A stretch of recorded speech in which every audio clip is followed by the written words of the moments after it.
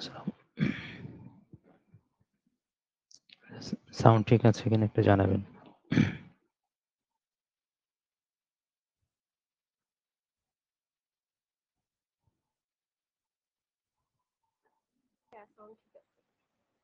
হুম, ঠিক আছে।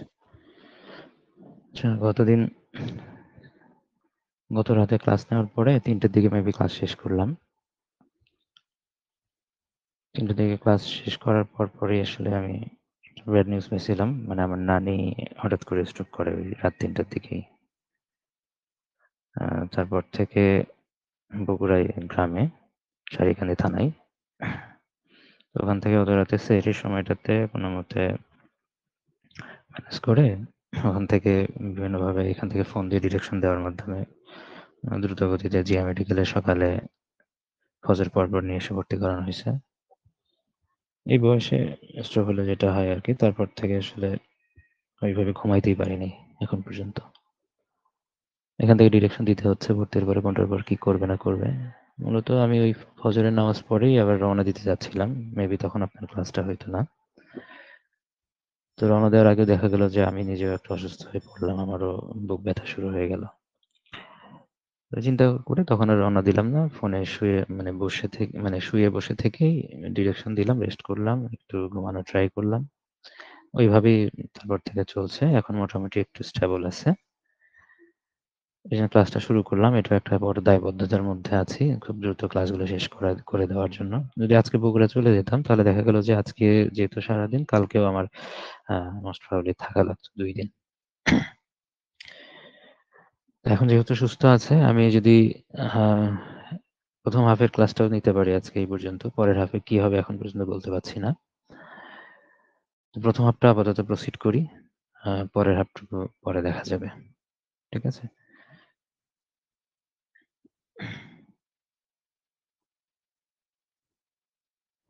হুম,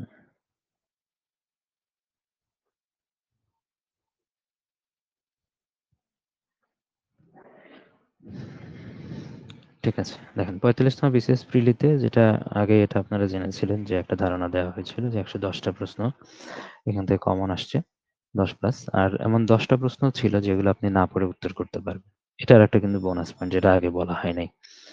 তার মানে এখানে কিন্তু অন অন এভারেজ হচ্ছে ১২০ টা প্রশ্ন আপনার কিন্তু আগের যে অভিজ্ঞতা বা পড়াশোনা যে আছে এখান থেকে কিন্তু ১২০ টা প্রশ্নের অ্যান্সার করা যেত ৪৫ তমতে।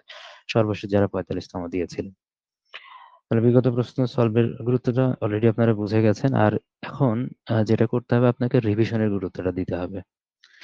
অনেকে শেষ পর্যায়ে চলে আসছেন, অনেকে হয়তোবা শুরুর দিকে আছেন। কিন্তু শেষ করার পরে খুব দ্রুত শেষ করে ক্লাস নোট করে বা লিখে শেষ করে খুব দ্রুত ২ টা রিভিশন করে ফেলতে হবে। আপনি যখন পড়বেন, লিখবেন তখনই মোটামুটি আপনার পড়া হয়ে যাচ্ছে। তারপরে যে রিভিশন গুলা যেন এটা দ্রুত গতিতে রিভিশনে যাওয়া যায় এটা ট্রাই করতে হবে। আপনি একবার আ মানে পড়তে বেশি সময় না নিয়ে বরং ১ম বার মানে যখন লিখলেন, লেখার পরে খুব দ্রুত রিভিশনে চলে যান। হ্যাঁ? তাহলে দেখবেন যে ওটা বেশি কাজে দিবে। একবার রিভিশন শেষ করে আবার রিভিশন মানে আবার পড়েন। এটা কাজে দিবে। একবার দীর্ঘ সময় ধরে না পড়ে ওই সময়ের মধ্যে যেন ২ বার আপনার পড়া হয়। এরকমভাবে পড়বেন। দেখেন, তাহলে এটাতে দেখেন এখানে একটা মজার বিষয় আছে যে কোন বিষয়ে কতটা কমন পড়ছে। যদি নৈতিকতা, মূল্যবোধ, সুশাসন থেকে আসি শেষের দিক থেকে, হ্যাঁ? এটা খেয়াল করে দেখেন। নৈতিকতা, মূল্যবোধ, সুশাসন এই বিসিএস এ প্রশ্নটা সহজই হয়েছে। তার মধ্যে বিগত সালের প্রশ্ন আমরা ফেস করি ১০ টার মধ্যে থেকে ৯ টা পেয়ে যাই। ঠিক আছে?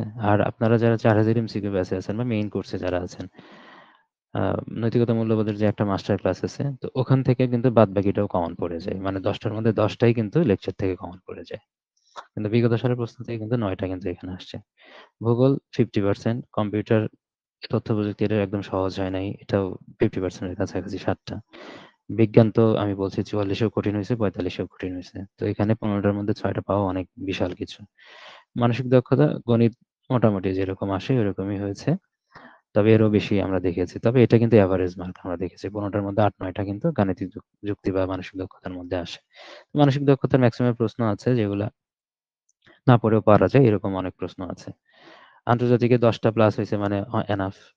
বাংলাদেশ বিষয়াবলী ১৮ মানে ২০ এর কাছাকাছি। ১৮ টা তো বিগত সালের প্রশ্ন থেকে আসছে। কিন্তু এখানে অনায়াসে ২০-২২ পাওয়া যায়। কারণ এমনিতে মানুষ তো ওই শুধু বিগত সালের প্রশ্নই পড়ে না। আরো প্রশ্ন যেগুলো আসছে সেগুলো সহজ প্রশ্নই আসছে। তারপর ইংলিশ ল্যাঙ্গুয়েজ লিটারেচারে 22টা, এটা কিন্তু হিউজ নাম্বার। আর বাংলা ভাষা এবং সাহিত্য আমরা জানি যে সাহিত্য অংশটুকু একটু ঝামেলা করছিল। যার কারণে এখানে কিন্তু প্রশ্ন কমনের হারটা কমে আসছে। ঠিক আছে? তুলনামূলক কিন্তু কমে আসছে। এই হলো বিষয়। আর আ দেখেন সলভে যাচ্ছি। আর এই পুরো সিনারিও তো আপনি জানেন। আসেন ১ম এ আজকে ওই ইংলিশ ল্যাঙ্গুয়েজ অ্যান্ড লিটারেচারই আছে। এখানে টোটাল ২১টা ২২টা প্রশ্ন আছে। ২২টা আরকি। এখানে পরে এডিট করতে ভুলে গেছি। দেখেন, who is not an Victorian poet? আপনারা আগেও পড়েছেন এটা। আমরা ভিক্টোরিয়ান মানে রোমান্টিক পোয়েট সিরিয়ালে আমরা পড়েছি। এরপর ভিক্টোরিয়ান পোয়েট আমরা সিরিয়ালে পড়েছি।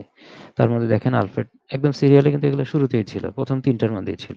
Alfred Tennyson, Robert Browning, Matthew Arnold. যেহেতু ৪৫ তম বিসিএস এর আগে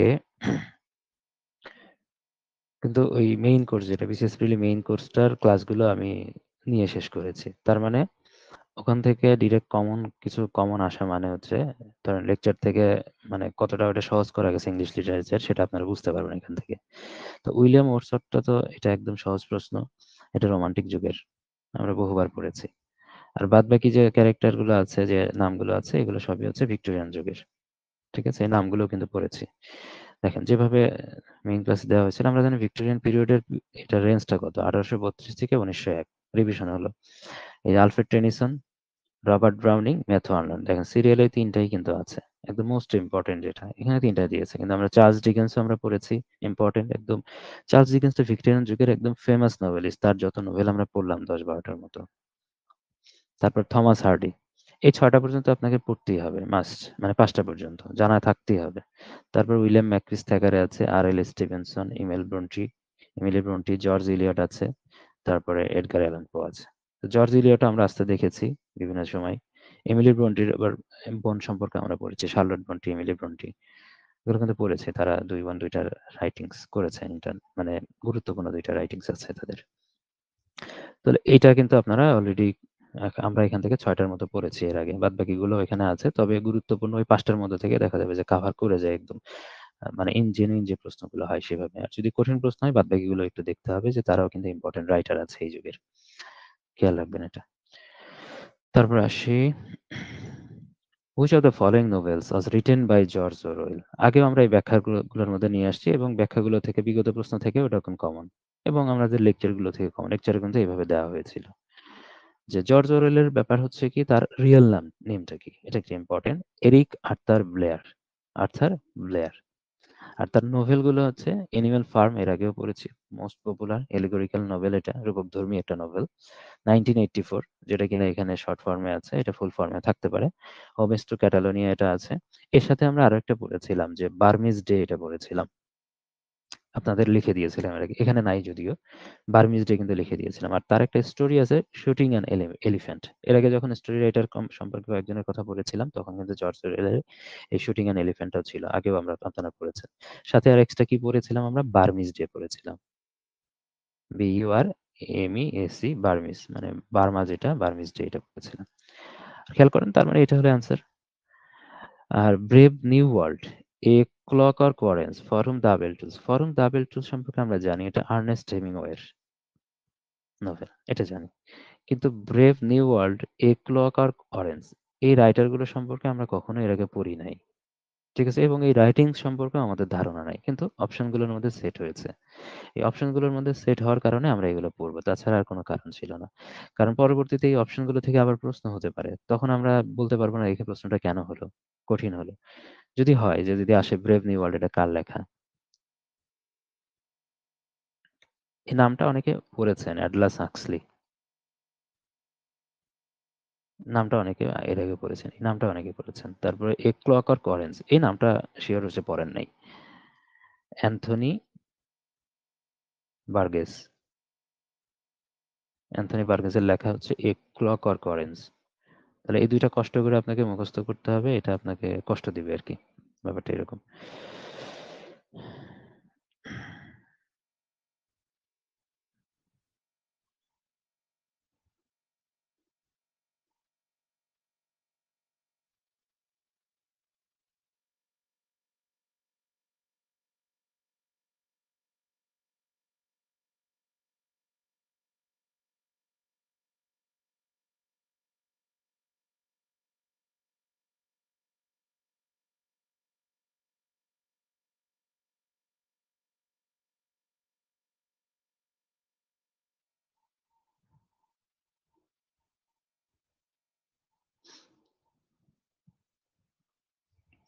কল আসছিল। যাই হোক, তারপরে দেখি এটা গেল। তাহলে কষ্ট হবে, এটা একটু মনে রাখবেন এইভাবে। তারপরে আসেন, the poem to his coy mistress was written by. এই প্রশ্নটাই এখানে একটা বিষয়, সেটা হলো ইংলিশ ল্যাঙ্গুয়েজ অ্যান্ড লিটারেচারের মধ্যে আমরা জানি 35টা প্রশ্ন থাকে, কিন্তু আনফরচুনেটলি 45তম বিসিএস এ ইংলিশ যে কঠিন হয়েছে এমন না, কিন্তু ল্যাঙ্গুয়েজ পার্টটাও সহজ হয়েছে। লিটারেচার পার্টে মাত্র 9টা প্রশ্ন দিয়েছিল, 15টা থাকার কথা, 9টা প্রশ্ন আসছিল। এবং এই 9টা প্রশ্নের মধ্যে 8টা প্রশ্নই বিগত সালের থেকে আসছে। তার মধ্যে এই একটা প্রশ্ন বিগত সালে মেবি আমরা ফেস করি নাই। মানে আমার তো সব মনে নাই, যতটুকু আমার একদম আমি মনে করতে পারি যে এগুলো হয়তো ব্যাখ্যা আমি দিয়েছি। সেগুলো থেকে আমি যদি এটা দিয়েছি কিনা আমি জানি না। আমার মনে করতে পারি নাই। আর সার্চ করেও দেখার সুযোগ পাইনি। তাহলে এই প্রশ্নটা বাদ দিয়ে, তাহলে টু হিজ কয় মিস্ট্রেস কার লেখা? অ্যান্ড্রু মার্ভেলের লেখা। অ্যান্ড্রু মার্ভেলের লেখা। দেখেন অ্যান্ড্রু মার্ভেলের আর কি লেখা আছে? এখানে দিয়েছি দ্য ডেফিনিশন অফ লাভ। এটার থিম আছে out of sight near to mind, এটার একটা থিম। আর টু হিজ কয় মিস্ট্রেস, এই দুইটাই তার গুরুত্বপূর্ণ লেখা অ্যান্ড্রু মার্ভেলের। ঠিক আছে? এটা খুব গুরুত্বপূর্ণ, এটা ভালোভাবে মনে রাখবেন। আর এই যুগের আমরা জন ডান সম্পর্কে কিছু এর আগে আমরা পড়েছি। জর্জ হারবার্ট, হেনরি ভগান, হ্যাঁ? এইগুলো নিয়ে আমরা হয়তো পড়ি নাই। কিন্তু সিরিয়ালের দিকে যদি আমরা এগুলো তাকাই, এরা কোন যুগের রাইটার? অ্যান্ড্রু মার্ভেল, জন ডান, তারপরে জর্জ হারবার্ট, তারপরে হেনরি ভগান। কোন যুগের রাইটার বলেন? কোন যুগের এরা? সবাই সেম যুগের রাইটার এরা। কে বলতে পারবেন?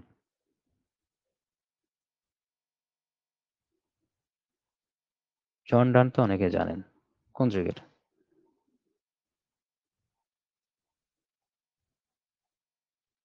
বলেন, যে কেউ একজন বলবেন।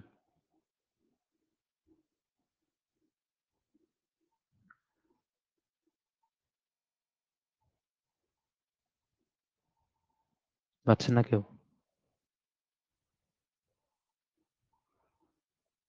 জন ডান কোন যুগের রাইটার? এটা বলতে পারলে বাদ বাকিগুলো হয়ে যাচ্ছে। জন ডানকে কি বলা হয়? জ্যাকোবিয়ান।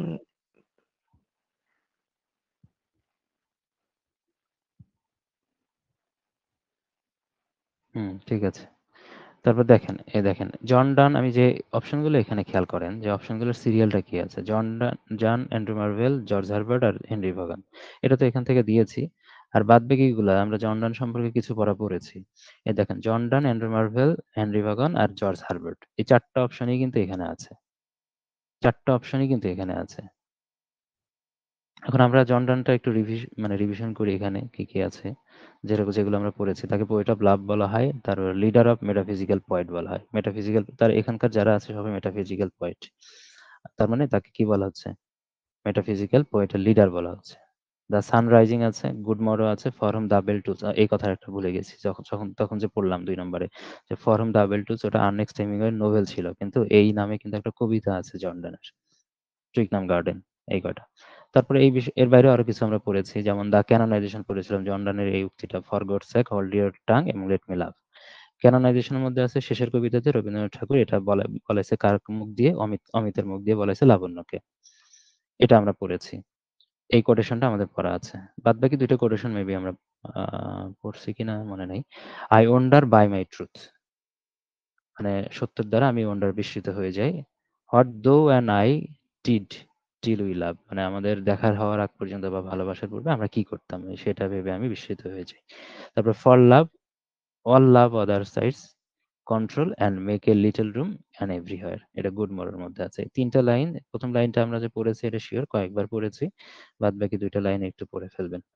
ঠিক আছে? এটা থাকলে স্ক্রিনশটটা নেন। এখানে অ্যান্ড্রু মার্ভেলেরটা মাত্রই আমরা আলোচনা করলাম, এই অংশটুকু। আর এই 2টাও কিন্তু অপশন আমরা দেখলাম, হেনরি ভগান ছিল আর হচ্ছে জর্জ হারবার্ট ছিল। হেনরি ভগানের হচ্ছে সাইলেক্স স্কিনটিল্যান্স, এটা একটা আছে। আর জর্জ হারবার্টের হচ্ছে দ্য টেম্পল। এগুলো যদিও অতটা গুরুত্বপূর্ণ নয়, কিন্তু অপশনে আসছে একই যুগের রাইটার, এই জন্য একই যুগের রাইটার থেকে এই অপশনগুলো চুজ করা হয়েছে। এগুলো কিন্তু অতটা গুরুত্বপূর্ণ নয়, যেরকম ভাবে জন ডান এবং হচ্ছে এই আহ, কি বলা হচ্ছে অ্যান্ড্রু মার্ভেল গুরুত্বপূর্ণ, কিন্তু হেনরি ভগানটা একটা একটা করে আছে। এটা জাস্ট এখানে থাকলো, এটা আপনারা লিখে রাখবেন। হেনরি ভগানের সাইলেক্স স্কিনটিল্যান্স আর হচ্ছে জর্জ হারবার্টের দ্য টেম্পল। ওকে, তারপর আসি। The character Elizabeth Bennett appears in the novel কোন জায়গায় আছে? Elizabeth Bennett. এলিজাবেথ বেনেট আছে হলো প্রাইড অ্যান্ড প্রিজুডিসের মধ্যে। Pride and prejudice. এটার ব্যাখ্যা পুরোটুকু আমরা আসছি পুরোটাতে। তার আগে দেখি টেস অফ দ্য ডিয়ারবার ভ্যালিস। এটা কার? থমাস হার্ডির লেখা। অদারিং হাইট এমিলি ব্রন্টির লেখা। জেন আয়ার কার লেখা? Charlotte Brontë. যেটা কিছুক্ষণ আগে বলছিলাম, ২ বোন এমিলি ব্রন্টি আর একটা যারা আছে ওই ভিক্টোরিয়ান যুগের writer. Emily Brontë, Charlotte Brontë এরা। ঠিক আছে? Emily Brontë, Charlotte Brontë. তাহলে অদারিং হাইটের ক্যারেক্টার আমরা পড়েছি, জেন আয়ারের ক্যারেক্টারও আমরা দেখেছি। এই ২ টা ক্যারেক্টার পড়েছি। টেস অফ দ্য ডিয়ারবার ভ্যালিস এর ক্যারেক্টার মেবি পড়েছি মনে হয় একবার। তার মধ্যে ক্যারেক্টার আছে এই যে টেস কথাটা আছে, টেস দিয়েই কিন্তু কিছু ক্যারেক্টার আছে এখানে। যেমন এখানে যদি বলা হয় ডি আরবার ভ্যালি এই নামেও কিন্তু ক্যারেক্টার আছে। তবে এর সাথে কিন্তু আরো কিছু বিশেষণ যুক্ত আছে। তো কষ্ট করে ওগুলো মুখস্থ করব না। আমরা যদি ডি আরবার ভ্যালি এটা মনে করি তাহলে দেখব যে এই ক্যারেক্টার গুলো দেখে আমরা বুঝতে পারবো যে এরা আছে, এটার মধ্যে আছে। ডি আরবার ভ্যালি আছে। এর নামের আগে এই নামের এই অংশটুকুর আগেও আরো কিছু, কিছু অংশ আছে। ১ টা ২ টা নাম আছে এরকম ভাবে। তারপরে আছে হলো derby field. DURBEYFIELD derby field. এই ডার্বি ফিল্ড নামেরও ক্যারেক্টার আছে। তাহলে এর কষ্ট করে এটা পড়বেন। ডিআরবার ভ্যালি মনে রাখতে হবে না, ডার্বি ফিল্ডটা মনে রাখতে হবে এখানে। অদারিং হাইটটা আপনারা পড়েছেন এর আগে। কি বলেছিলাম? যেহেতু এটা এগুলো কঠিন জিনিস আমি বারবার বলতে আপত্তি নাই। হেথক্লিফ, HEATHCLIFF হেথক্লিফ ছিল। তারপরে ক্যাথারিন আর্নশ ছিল। ক্যাথেরিন আর্নশ। এর বাইরে আমরা পড়েছিলাম। এই ২ টা সবচেয়ে বেশি গুরুত্বপূর্ণ। EARNSSAW Catherine Earnshaw. আর জেন আয়ার, জেন আয়ারের ছিল জেন আয়ার নিজে একটা ক্যারেক্টার ছিল। এবং এর বাইরে আমরা পড়েছিলাম এডওয়ার্ড রচেস্টার। রচেস্টার পড়েছিলাম। Edward Rochester. ইম্পোর্টেন্ট। এখন দেখেন আমরা বাদবাকিগুলো পড়লাম, তাদের রাইটার সম্পর্কে রিভিউ করে ফেললাম। প্রাইড অ্যান্ড প্রিজুডিস জেন অস্টিনের লেখা। এখন এখানে আসেন যে এটা আর কি, কি ক্যারেক্টার আছে এখানে। মেইন ক্লাসের অংশটুকু থেকে এটা দেওয়া হয়েছে। দেখেন ওখান থেকেও ডিরেক্ট কিন্তু কমন। আরেকটা বিষয় যেটা বললাম যে ৯ টার মধ্যে ৮ টা প্রশ্ন হলো বিগত সালের প্রশ্ন থেকে কমন, আবার ৯ টার মধ্যে আবার ৮ টা প্রশ্নই আ লেকচার থেকেও কমন আছে। যেমন ট্রুইস কয়-মিস্টার লেকচার থেকে কমন, ওটা আবার হচ্ছে প্রিভিয়াস সালের থেকে ধরেন কমন নাই। কিন্তু ২ টা মিলে কম্পেয়ার করলে বা একসাথে ধরলে ৯ টার মধ্যে ৯ টাই কিন্তু পড়ার মধ্যে থেকে কমন। মানে যদি বিগত সালের প্রশ্ন বা হচ্ছে লেকচার কথা আমরা ধরি সেগুলো মিলে। তাহলে জন অস্টিন রোমান্টিক যুগের রাইটার। তিনি হচ্ছে অ্যান্টি রোমান্টিক ফিমেল নোভেলিস্ট। এটা পরিচয়, এই পরিচয় থেকে বহু প্রশ্ন আসে। তার নোভেলগুলো কি আছে? Pride and prejudice, sense and sensibility, Emma, love and friendship, Mansfield park. এগুলো খুব গুরুত্বপূর্ণ। তার মধ্যে যদি আসে আবার তার প্রথম নভেল কোনটা? সেন্স অ্যান্ড সেন্সিবিলিটি তার প্রথম নভেল। আর প্রাইড অ্যান্ড প্রেজুডিসের জন্য তিনি সবচেয়ে বেশি জনপ্রিয়তা পেয়েছেন এবং এই নামে কিন্তু মুভিও আছে। তো এটার হচ্ছে মিস্টার ডার্সি, এলিজাবেথ বেনেট এই ২ টা হচ্ছে ক্যারেক্টার সবচেয়ে বেশি গুরুত্বপূর্ণ। ঠিক আছে? এটা আমরা ডার্সি আর বেনেট এটা মনে রাখলেই হবে। যেখান থেকে এলিজাবেথ বেনেটটা আসছে, পরে ডার্সিটাও আসতে পারে। খেয়াল রাখবেন। ডন জুয়ান ইজ কম্পোজড বাই আগে পড়া হয়েছে এটা rebel poet. Rebel poet Lord Byron. এখানে লর্ড পুরোটুকু বলা হয় নাই। এখানে আমরা জেনে জি বাইরন দেওয়া আছে। George Gordon Lord Byron. পুরোটুকু নাম হলো জর্জ গর্ডন লর্ড বাইরন পুরো নাম। তো ডন জুয়ানটা তারই লেখা। এখন আসেন তার আর কি, কি লেখা আছে আমরা ওইগুলো পড়েছি এর আগে। জাস্ট রিভিউ করি। তাকে রেবেল পোয়েট বলা হচ্ছে।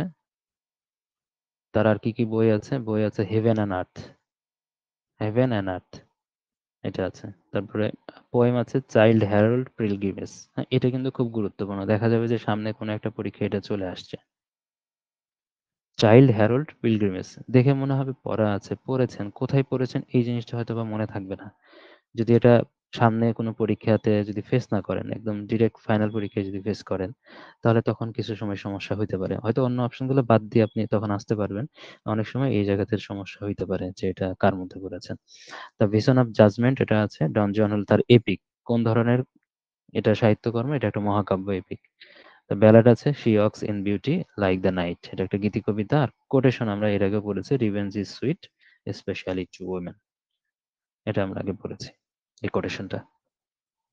বাদ বাকিগুলো এখানে থাকলেও এগুলো ইম্পর্টেন্ট। খেয়াল রাখবেন। চাইল্ড হ্যারল্ড পিলগ্রিমেজের বিষয়টা বেশি করে খেয়াল রাখবেন। এখানে ডন জুয়ানে 3 স্টার দেওয়া আছে। এখান থেকে কিন্তু কমন ছিল। ডন জুয়ানটা আসছে। তারপর আসেন এখানে ইউলাইসিস। ইউলাইসিস সম্পর্কে আমরা বহু কথা বলেছি এর আগে। ইউলাইসিস ২ টা বিষয় আছে, কবিতাও আছে, নোভেলও আছে। তাহলে এখানে কবিতার কথা বলছি। এর আগে আমরা নোভেল পড়েছি। নোভেলের ক্ষেত্রে জেমস জয়েসের নাম ছিল, সেটা পড়েছি। এখান থেকে সালের প্রশ্নেই কিন্তু ওটা আসছে। আবার এখানে ইউলাইসিস নোভেল না দিয়ে শুধু পোয়েম দিয়েছে। তো সেটা পোয়েমটা কার? আলফ্রেড টেনিসনের পোয়েম। পড়েছি। আলফ্রেড টেনিসন সম্পর্কে আমরা যা পড়েছি সেই জায়গাগুলো একটু রিভিউ করি। এর বাইরেও আমরা আলফ্রেড টেনিসনের সম্পর্কে পড়েছি। তবে আলফ্রেড টেনিসন হচ্ছে ভিক্টোরিয়ান যুগের রাইটার, এটা আমরা পড়েছি। তো এখানে একটা ইম্পোর্টেন্ট তথ্য আছে ২ নম্বর পয়েন্টে, যে তিনি উইলিয়াম শেক্সপিয়ারকে ড্যাজলিং সান হিসেবে এটাকে উপাধি দিয়েছেন। যে উইলিয়াম শেক্সপিয়ারকে ড্যাজলিং সান বলেছেন কে? এটা একটা গুরুত্বপূর্ণ একটা তথ্য, যে এটা কে উপাধিটা দিয়েছেন, কে ডেকেছেন? আলফ্রেড টেনিসন ডেকেছেন। আর তার পোয়েম তো এটা Ulysses, lotus, Tithonus, Morte, d'Arthur, এগুলো আমরা পড়েছি। এর বাইরে লক্সলি হল আমরা পড়েছি। আরো কি ছিল? ওয়ানন ছিল। ঠিক আছে? ওয়াইনন ছিল, ওয়াইনন। উচ্চারণটা হলো ওয়াইনন। OENONE, ওয়াইনন। এগুলো কিন্তু আমরা পড়েছিলাম। খেয়াল করে দেখেন। অপশনগুলো থেকে কিন্তু পড়া হয়েছিল। ওয়াইনন, লক্সলি হল, হ্যাঁ? লক্সলি হল এগুলো পড়েছিলাম। তারপর এলিজি হচ্ছে ইন মেমোরিয়াম। ইন মেমোরিয়াম কার উদ্দেশ্যে লেখা? আর্থার হেনরি হ্যালামের উদ্দেশ্যে লেখা। আর কোটেশন এটা পড়েছিলাম আমরা, যে the old order change real place to the new. এটা মর্টিডি আর্থারের মধ্যে আছে। এই লাইনটা আমরা পড়েছিলাম, I will never rest from travels, I will drink life to the lees. এই লিস থেকে বলেছিলাম, শেষে লিস আছে ইউলাইসিস। আর knowledge comes but wisdom lingers, এই লাইনটা আমরা পড়েছিলাম। এটা কোন জায়গা থেকে নেওয়া হয়েছে? লক্সলি হল থেকে নেওয়া হয়েছে। মোটামুটি এখানে যা যা আমরা পড়েছি মেইন ক্লাসে, সবই আমরা প্রশ্ন ব্যাংক সলভের মাধ্যমে শেষ করে ফেলেছি, এবং তার চেয়ে বরং বেশি পড়ে ফেলেছি। অন্যান্য রাইটিংসও কিন্তু আমাদের কিছু পড়া হয়েছে। তারপর আসেন, দেখেন এই প্রশ্নটা আমরা কিন্তু গতদিনই আমরা সলভ করলাম। 44তমতে কিন্তু এটা সলভ করলাম, যে হু রোড দ্য পোয়েম অজাইমান্ডিয়াস। ওর মধ্যে থেকে কিন্তু, ওই ব্যাখ্যা থেকে কিন্তু আবার আসছে, একদম সেম রাইটার থেকে কিন্তু প্রশ্নটা করেছে। অজাইমান্ডিয়াস কার লেখা? পিবি শেলের লেখা। তাহলে পিবি শেলের আর কি কি লেখা আছে আমরা গতদিন যেটা রিভিউ করলাম, ওইটা আবার আমরা এখানে দেখাচ্ছি কি কি আমরা পড়েছি। কুইন ম্যাপ পড়েছি, তার first poem. Ode to the west wind, ode to skylark, Ozymandias. এবং এর মধ্যে যে লাইনগুলো কোটেশন আছে, কোটেশন গুলো গতদিন আপনাদের পড়িয়েছি। শুধু এই কোটেশনটা আমরা দেখি নেই গতদিন, যে poets are unacknowledged legislator of the world. হ্যাঁ, লেজিসলেটর অফ দ্য ওয়ার্ল্ড। এই যে ছোট্ট একটা কথা, পোয়েটদের একটা সংজ্ঞা দিয়েছে, যে তাদের সংজ্ঞাটা আসলে কি হওয়া উচিত। আনঅ্যাকনোলেজড লেজিসলেটর অফ দ্য ওয়ার্ল্ড। এখন এই লেজিসলেটর দিয়ে মনে রাখতে পারেন, মানে এই টার্মটা মনে রাখবেন, যে লেজিসলেটর বলেছে, কে বলেছে? সেটা বলেছে হচ্ছে পিবি শেলি, এই কথাটা বলেছে। তাহলে এটা যদি মনে রাখেন, তাহলে পোয়েট সম্পর্কে আরো দুজন কিন্তু মানে বক্তব্য দিয়েছে। তার আগে রাইটার, মানে প্রথম রাইটার ছিল হলো উইলিয়াম ওয়ার্ডসওয়ার্থ রোমান্টিক যুগের, তিনি বক্তব্য দিয়েছেন। পিবি শেলি দিয়েছেন। এরপরে আমরা জানি জন কিটসও দিয়েছে। জন কিটসের বক্তব্য আছে। তো এই বক্তব্যটা মনে রাখি, সামনে আপনারা হচ্ছে জন কিটসের সম্পর্কে সুযোগ আর আসবে না মনে হয়। তো এটা যদি মনে রাখেন, মোটামুটি অন্যগুলো থেকে তখন আলাদা করতে পারবেন পোয়েট সম্পর্কে। তো লেজিসলেটর, এটা আপনারা খেয়াল রাখেন। হ্যাঁ, তারপর আসেন, এই দেখেন, এটা একটা মজার ব্যাপার, মজার একটা প্রশ্ন। এই প্রশ্ন কিন্তু ডিরেক্ট প্রশ্ন কমন পড়ছে ৪১তম বিসিএস থেকে, ডিরেক্ট প্রশ্ন। কেমন ডিরেক্ট? এই যে বললাম প্রশ্ন ব্যাংক অ্যানালাইসিস করার যে ব্যাপারটা, একদম ডিরেক্ট ওই প্রশ্ন হাতে নিছে এবং ওখান থেকে অপশনগুলো সহ তুলে দিছে। আমি যেভাবে অ্যানালাইসিস করে পড়াই, সেইভাবে উনিও অ্যানালাইসিস করে প্রশ্নটা করছে। কিভাবে? দেখেন, ৪১তম বিসিএস আমরা এই প্রশ্নটা পড়েছিলাম। Adela Quested and Mrs Moore আর দ্য ক্যারেক্টার ফ্রম নোভেল। দেখতে মনে হয় একটু হলেও অসুবিধা হচ্ছে। দেখেন, এইটা কি আমরা ৪১তম বিসিএস এ ৫ নম্বরে পড়েছিলাম। অপশনে ছিল David Copperfield, the return of native, A passage to India, Adam বেডে। এবং এখানে আমরা বলেছিলাম ডেভিড কপারফিল্ড হলো চার্লস ডিকেন্সের আত্মজীবনীমূলক হচ্ছে উপন্যাস। দ্য রিটার্ন অফ নেটিভ এর মধ্যে এটা থমাস হার্ডির বলেছিলাম, এবং একটা ক্যারেক্টার এখানে লিখেছিলাম কিম ইও ব্রাইট, মোস্ট ইম্পর্টেন্ট। আর এ প্যাসেজ টু ইন্ডিয়ার মধ্যে ডক্টর আজিজ ছিল, সাইরিল ফিল্ডিং ছিল, সাইরিল ফিল্ডিং। আর অ্যাডাম বেডে এটা কার লেখা ছিল? জর্জ ইলিয়টের লেখা ছিল। ঠিক আছে? এই দেখেন অপশনগুলো দেখেন, কোনো চেঞ্জ হইছে? ডেভিড কভারফিল্ড, খালি সিরিয়ালটা চেঞ্জ। অ্যাডাম বেডে, এ passage to India, the return of native. খেয়াল করেন।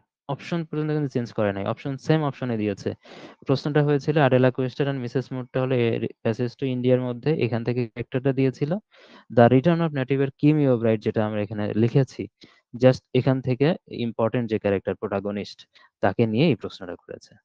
তাহলে দেখেন, এইটা আমরা যেভাবে পড়ি, ঠিক প্রশ্নকর্তা কিন্তু ওই ৪১তম বিসিএস এর যে প্রশ্নটা আসছিল, ওখান থেকে যে কয়টা বিসিএস এর প্রশ্ন আসলে দেখেছেন তিনি।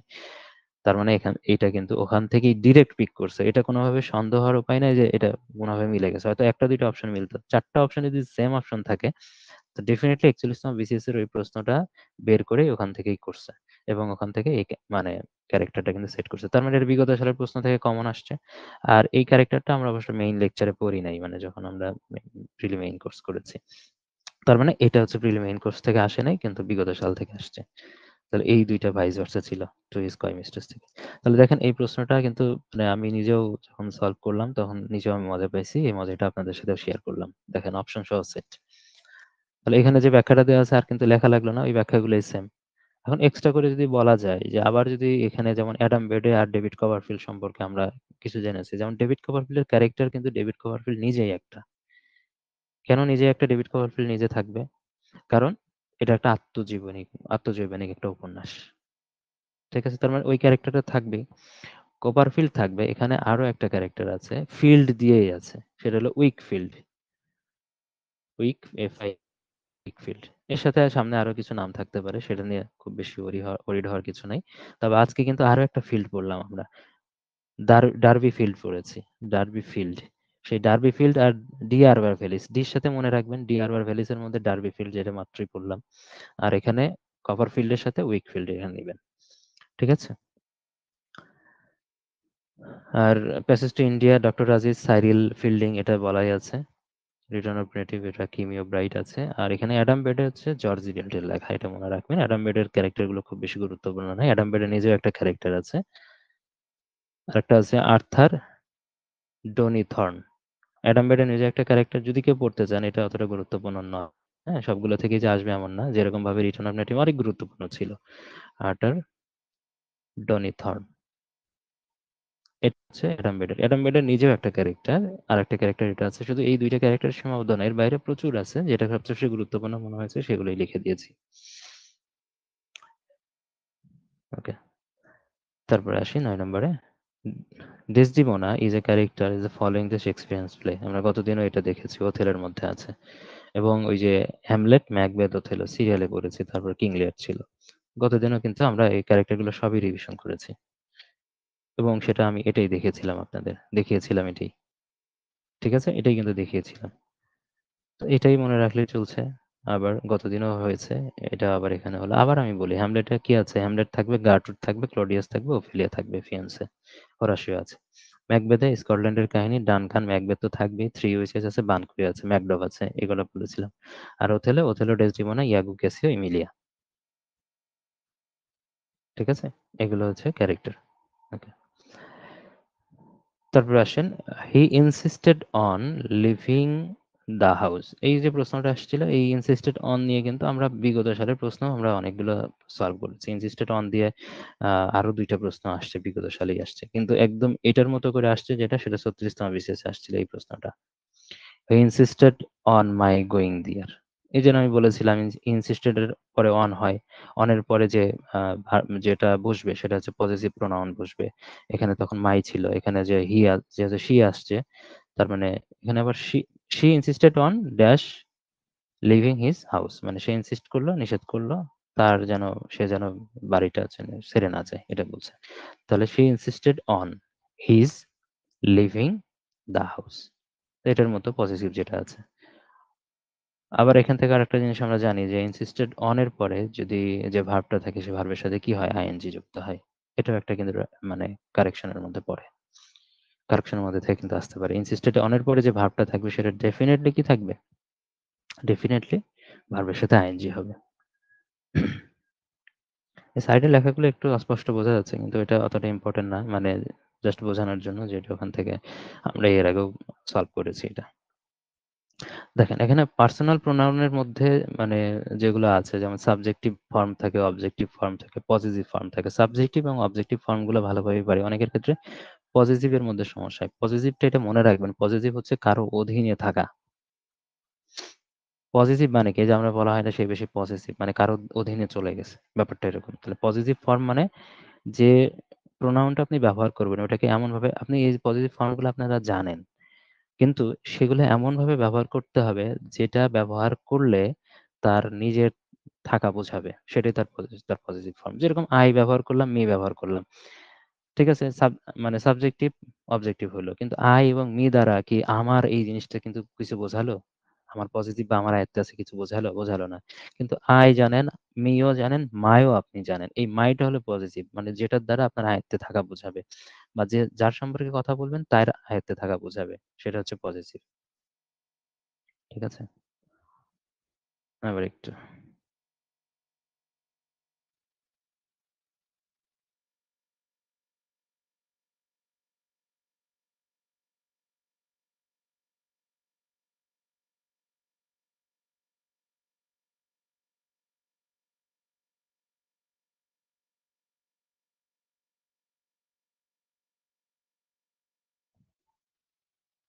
আচ্ছা, একটু সময় দিবেন আমাকে একটু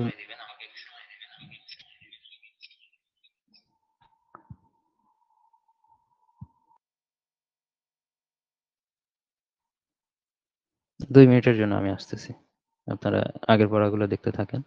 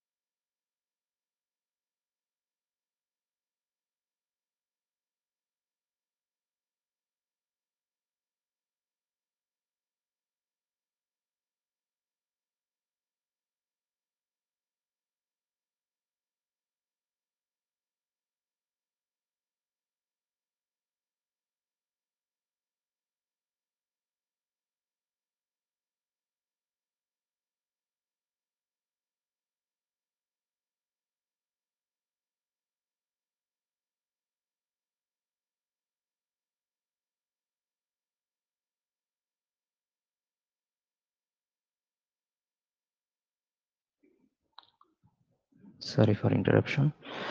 দেখেন এরপরে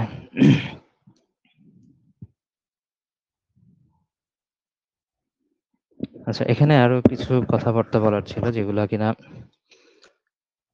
এই যে insisted on, এখানে কিছু রিভিশন করি। যেটা আমি বললাম যে এগুলোর পরে কিন্তু ভার্বের আইএনজি হয়। ভার্বের আইএনজি যেগুলো হয় এগুলো কিন্তু এই যে উপরের যেগুলো ২ টা অংশ দেখতে পাচ্ছেন এগুলো কিন্তু আমরা বিভিন্ন সময় পড়েছি। মেইন ক্লাসে সবগুলো একসাথে দেওয়া হয়েছিল। look forward to যাদের to গুলো যেগুলো আছে। with a view to, get used to, object to, devoted to, adhere to, addicted to, accustomed to, adjunct to, হ্যাঁ? এইগুলো to দিয়ে যেগুলো আছে। আমরা জানি যে adhere to, addicted to এগুলো থেকেও কিন্তু প্রশ্ন হয়। যেমন আজকের বিসিএস এ এখান থেকে কিন্তু প্রশ্ন আসছে একটা। মানে এই জায়গাগুলো থেকে বিভিন্নভাবে আসে। শূন্যস্থান হিসেবে আসতে পারে, তারপরে কারেকশন হিসেবে আসতে পারে, বিভিন্ন ফরম্যাটে কিন্তু আসতে পারে। এখানে আসছে যেরকম mind, would you mind, would, can বা could not, help, feel like, give up, get through, better off এগুলো সবকিছুর পরেই ভার্বের সাথে আইএনজি হয়। তারপরে যে think of একটু আলাদা যেটা আছে think of, insist on যেটা পড়লাম আর count on, এই যে count on এর সাথেও কিন্তু এগুলোর পরে কিন্তু ভার্বের আইএনজি যুক্ত হয়। ইম্পোর্টেন্ট। think of এর সাথেও কিন্তু হয়। তো think of আমরা কিন্তু ফেস করি নাই। যেকোনো সময় হুট করে আসলো। নিয়মের মধ্যে থেকে কিন্তু যদি নিয়মটা আমাদের মুখস্থ থাকে তাহলে কিন্তু এটা আমরা অ্যান্সার করতে পারবো, সঠিক অ্যান্সার। মনে রাখবেন ভালো করে। স্ক্রিনশট নিয়ে রাখেন। সবকিছু একসাথে এখানে আছে।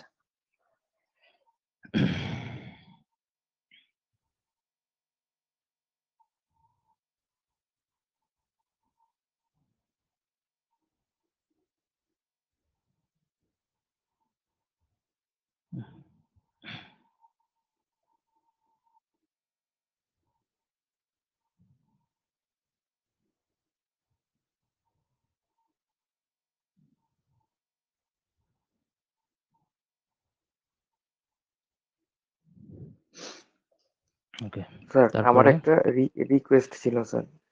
হ্যাঁ, বলুন। স্যার ওই স্যার আপনি তো স্যার জাস্ট বিসিএস এর মানে কোর্স করান, মানে হুম, হুম, স্পেসিফিক তো স্যার কোনো সাবজেক্টের আলাদা কোর্স করান না।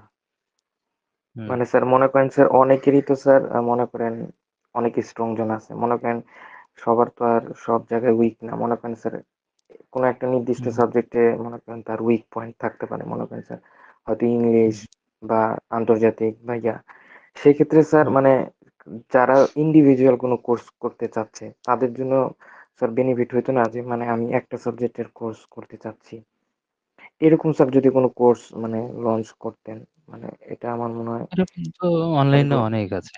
আপনারা তো জানেন অনলাইনে তো অনেকেই পড়ায়। সিঙ্গেল টিচার যারা আছে।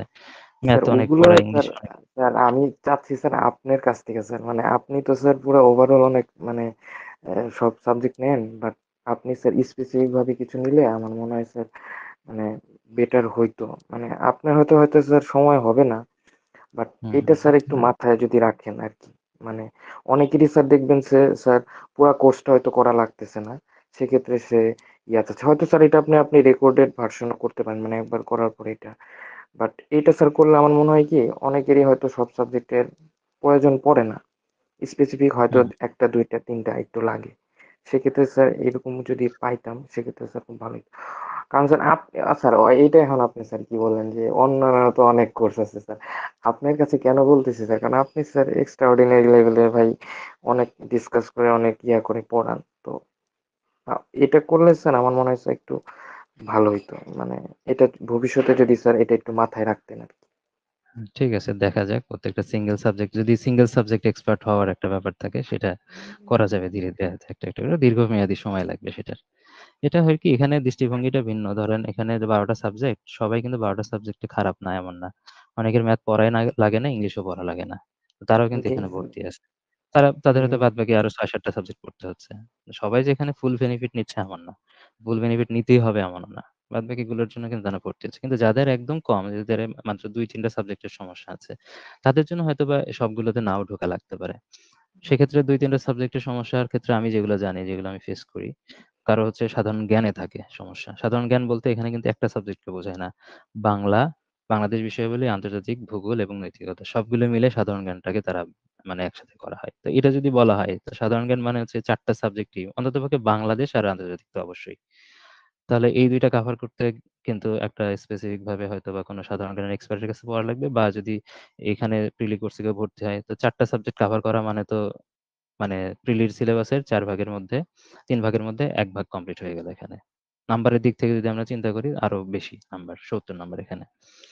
তো এরকম। আবার দেখা যায় কারোর ইংলিশের সমস্যা থাকে, ম্যাথের সমস্যা থাকে এক্সট্রা করে। আর যার ইংলিশে এবং ম্যাথের সমস্যা থাকে, আমি যেটা মনে করি তার অন্য সাবজেক্টগুলোতেও সমস্যা থাকে। ঠিক আছে? ইংলিশ এবং ম্যাথে যার সমস্যা থাকে আলাদা, আলাদা করে, তার অন্য সাবজেক্টেও সমস্যা থাকে আমি দেখেছি। 1-2% ক্ষেত্রে অন্য সাবজেক্টের সমস্যা থাকে না। কিন্তু যত এতদিনের অভিজ্ঞতা থেকে যাদের কাছ থেকে আমি তো প্রচুর মানে অনলাইনে বলেন, ওই যে মেসেজে কিন্তু প্রচুর কনসালটেশন করা হয়। একেকজনের সমস্যা থেকে একেক ধরনের কিন্তু আমি এইগুলো মানে সিনারিও গুলো পাই।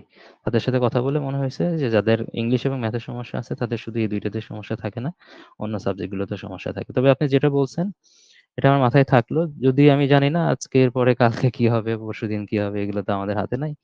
তো একটা প্ল্যানের মধ্যে হয়তোবা থাকতে পারে। যদি কখনো সুযোগ হয় ধীরে, ধীরে কোনো কিছু রেডি করার, তাহলে হয়তোবা করব। দেখা যাক। স্যার আর ওই স্যার আপনার যে সাবজেক্টিভ স্যার এক্সাম যে স্যার ওই যে ফর অর প্রিলি স্যার এটা হুম, তো হুম। Sir just exam batch batch না স্যার? হুম, হুম। এক্সাম ব্যাচ আরকি। এক্সাম ব্যাচ স্যার আসবে মানে সামনে। এটা স্যার এটা আসলে কি করানো হবে স্যার? মানে মোটামুটি স্যার অন্যান্য প্রিলির যে এক্সাম এগুলোর সব সাবজেক্টে মানে এমন ভাবে এক্সাম নেওয়া হবে যাতে মানে কভার হয়ে যায় এরকম আর কি নাকি স্যার? হ্যাঁ, মানে ৫ টা অন্যান্য চাকরি পরীক্ষাতে ৫ টা সাবজেক্ট থেকে মেইনলি প্রশ্ন হয়। বাংলা, হুম, ইংলিশ, ম্যাথ, তারপরে হচ্ছে বাংলাদেশ এবং আন্তর্জাতিক জায়গা থেকে। আবার কিছু হ্যাঁ, জায়গায় আছে কম্পিউটার এবং বিজ্ঞান থেকে কিছু প্রশ্ন ঢোকে। মানে কম্পিউটারটা বিশেষ করে ব্যাংকে লাগে আরকি আলাদা করেই। তো দেখা যাবে যে এই কয়েকটা সাবজেক্টই হয়তো থাকবে। বিশেষ করে ৫ টা সাবজেক্ট থাকবে। কম্পিউটার এবং বিজ্ঞান আলাদা করে হয়তো থাকবে না। কারণ ওগুলো আবার সব চাকরির পরীক্ষায় থাকে না। কিন্তু এই ৫ টা কিন্তু সব চাকরি পরীক্ষাতেই থাকে। বেশ। হুম,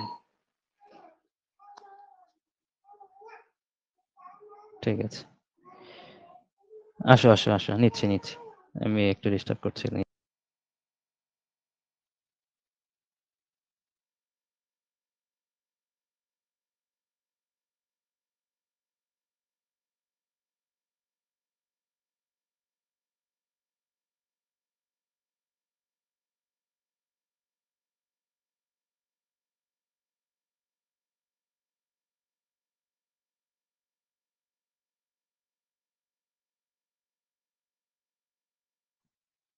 হুম, আমি ক্লাস নেই, তুমি থাকো।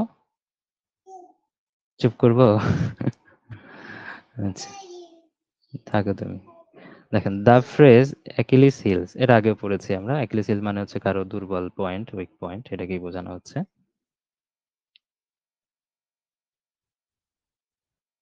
ঠিক আছে। হুম। তারপরে হচ্ছে এই যে he does not adhere dash any principal. কিছুক্ষণ আগে যেটা বললাম অ্যাডহেয়ার এর সাথে কি হয়? টু হয়। তার মানে অ্যাডহেয়ার টু এনি প্রিন্সিপাল, যেটা কিছুক্ষণ আগে দেখলাম। হ্যাঁ।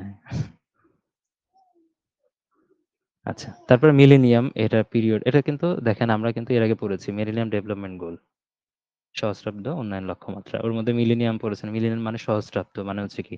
সহস্র অব্দ মানে ১০০০ বছর। তাহলে ওখান থেকেও কিন্তু আপনারা মিলেনিয়াম ডেভেলপমেন্ট গোলের এই বিষয়টা কিন্তু একবার পড়েন নাই। মেবি ২ বার আরো পড়েছেন। হ্যাঁ? ওইদিকে যেও না মা, এদিকে আসো।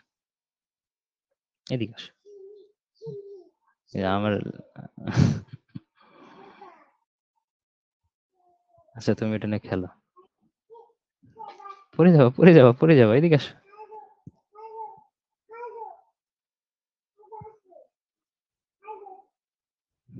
আচ্ছা।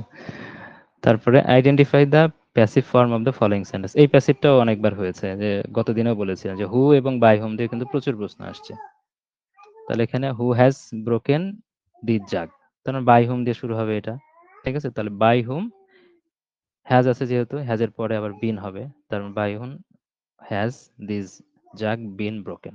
তো এটাই বলা আছে হ্যাজ বিন। এটা পরেরটাতেও আছে, গতেও এরকম আছে, কিন্তু হ্যাজ বিনটা আলাদা করে দিয়েছে, মানে একসাথে দিয়েছে, আলাদা করে দেয়নি। দিস জগের আগে তো হ্যাজ থাকবে, পরে থাকবে বিন। তো কারেক্ট ফরমেশনটা ক নম্বরেই আছে।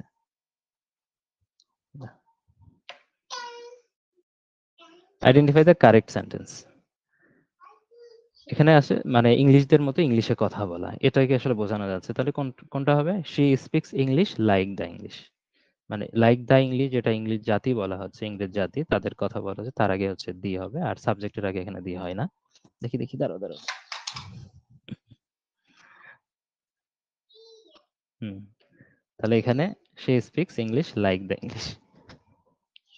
কতদূর কতদূর চলে গেল?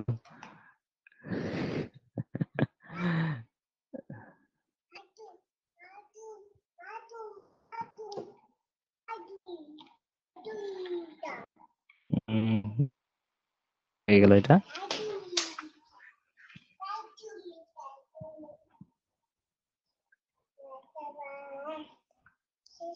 যাও একটু ওইদিকে যাও, আমি ক্লাসটা নিয়ে আসি। স্যার ওকে কি কখনো বকা দেন? পড়ে গেল না, বকা তো মাঝে মাঝে ওই খায়, বিভিন্ন কারণেই খায়, কিন্তু সব সময় না, হয়তো 1% ক্ষেত্রে। স্যার আসো, এই এদিকে আসো। স্ক্রিনটা একটু হয়ে গেছে, একটু হ্যাঁ, ঝাপসা। স্ক্রিনটা চাপ দিছে কোথায় জানো, আমি এটা খেয়াল করতেছি এবার, ধরো।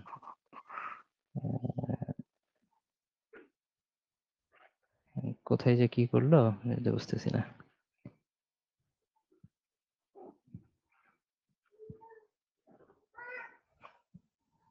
আচ্ছা, আমি দেখতেছি, দাঁড়াও।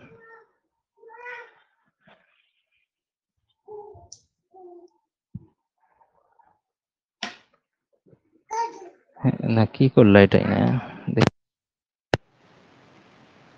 কি করলো না, হয়েছে। হ্যাঁ হ্যাঁ,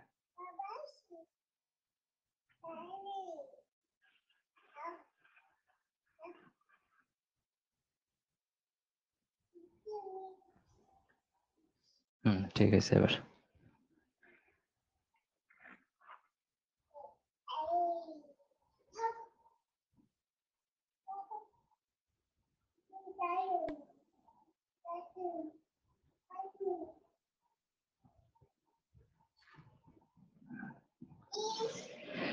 তাহলে এটা সে speaks English like the English, ইংলিশদের মতো, যা ইংলিশ জাতি আছে, ইংরেজ জাতি আছে, তাদের মতো করে ইংলিশে কথা বলে। আচ্ছা, একটু ইন্টারাকশন হচ্ছে আজকে, একটু একটু স্যার সরি। স্ক্রিন শেয়ার হয় নাই।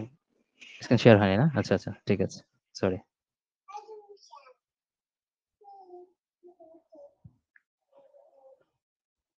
হয়েছে এবার। হুম, তারপর আসেন, when one makes a promise, one must not go dash on it. কেউ যদি এটা মানে সেন্স থেকে মানে অ্যান্সার করা যায়, যখন কেউ একটা প্রমিস করে, স্যার অবশ্যই তাও একজনের। তো হয়নি। হয় নাই? করলাম তো স্ক্রিন শেয়ার, দেখা যাচ্ছে না? না স্যার, সবারই একই অবস্থা? দেখেন তো সবাই। কেউ তো কিছু বলতেছে না। আমি তো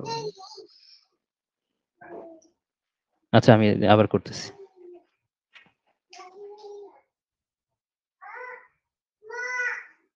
দেখেন ঠিক আছে কিনা, এখন দেখা যাচ্ছে? হ্যাঁ স্যার, এখন দেখা যাচ্ছে। আচ্ছা, ঠিক আছে। তাহলে কেউ যদি কোনো প্রমিস করে, তাকে on must not go dash on ইট, মানে সেই প্রমিস থেকে ফিরে আসা উচিত না, এইটুকু তো আমরা বুঝতে পারি। তার মানে হচ্ছে গো ফরওয়ার্ড তো কখনো হবে না, সামনে যাওয়া হলো, তাহলে গো ব্যাক, তারপরে বাই অ্যারাউন্ড আছে, তার মানে গো ব্যাক হলে এটা বেটার হয়, যে গো ব্যাক সেই প্রতিশ্রুতি থেকে ফিরে আসা উচিত না। মানে গো ব্যাক মানেও কিন্তু প্রত্যাহার করা বা ফিরে আসা। গো ব্যাক মানে কি? প্রত্যাহার করা বা ফিরে আসা। হুম হুম, আছে আছে আছে, ওইদিকে আছে। তারপর দেখেন গোর সাথে আর কি কি হয় যেগুলো ইম্পর্টেন্ট, যেমন গো অ্যাহেড মানে ফরওয়ার্ড, যেটা মানে সামনে যাওয়ার অর্থে ব্যবহার করে। গো ব্যাক মানে ফিরে যাওয়া, এই যে go back to your country. Go by হচ্ছে মানিয়ে চলা, এখানে বাইও কিন্তু আছে, এখান থেকে আসতে পারে কোনো কিছুর সাথে। Go by the advice of your father, go by মানে হচ্ছে মানিয়ে চলা। গো ডাউন মানে অস্তমিত হওয়া, the sun has gone down, এটা বলা আছে। গো ফর মানে বিবেচিত। আর গো ইনটু, যেরকম ভাবে লুক ইনটু বলা হয়, গো ইনটু মানে তদন্ত করা, সেম জিনিস। যদি লুক ইনটু না থাকে, গো ইনটু থাকে, একই বিষয়। তো এগুলো কিন্তু পিডিএফ দেওয়া আছে আপনাদের মেইন ক্লাসে, যেটা ছিল গ্রুপ ভার্বের পিডিএফটা। তারপর আসেন, I can not put up with him anymore. Put আপটা এর আগে আমরা পড়েছি। পুট আপ উইথ মানে হচ্ছে টলারেট করা বা সহ্য করা, সহ্য করা, টু টলারেট করা।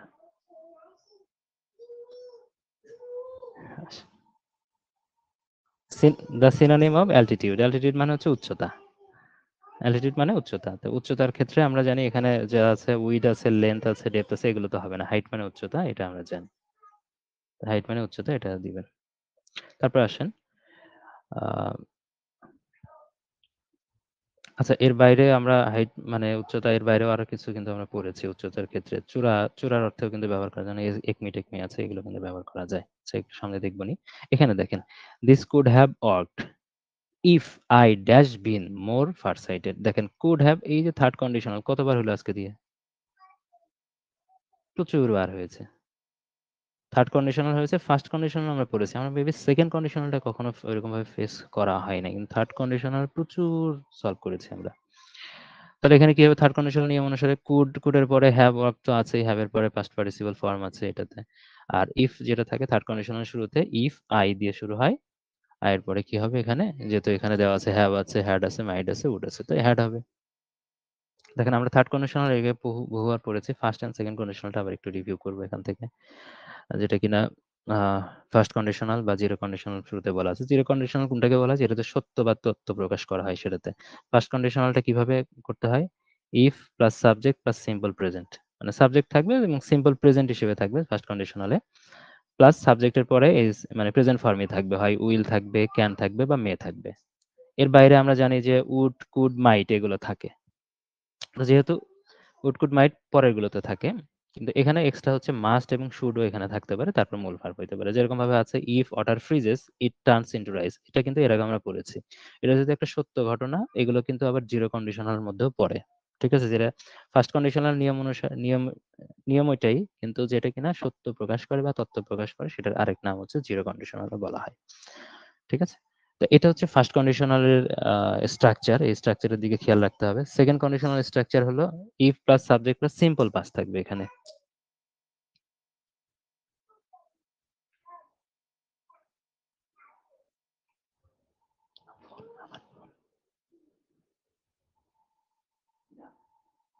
তাহলে দেখেন if plus subject plus simple past, simple past যখন থাকবে এখানেও কিন্তু সব সিম্পল থাকবে, যেমন subject plus would could might থাকবে, এরপরে মূল ভার্ব থাকবে। মানে থার্ড কন্ডিশনাল যে নিয়মটা, পাস্ট পারফেক্ট থাকে, তারপরে পাস্ট পারফেক্ট পরে মানে subject plus would could might থাকে, এরপরে হ্যাভ প্লাস ভি থ্রি, যেটা মাত্রই আমরা দেখলাম, এরকম কিন্তু থাকবে না।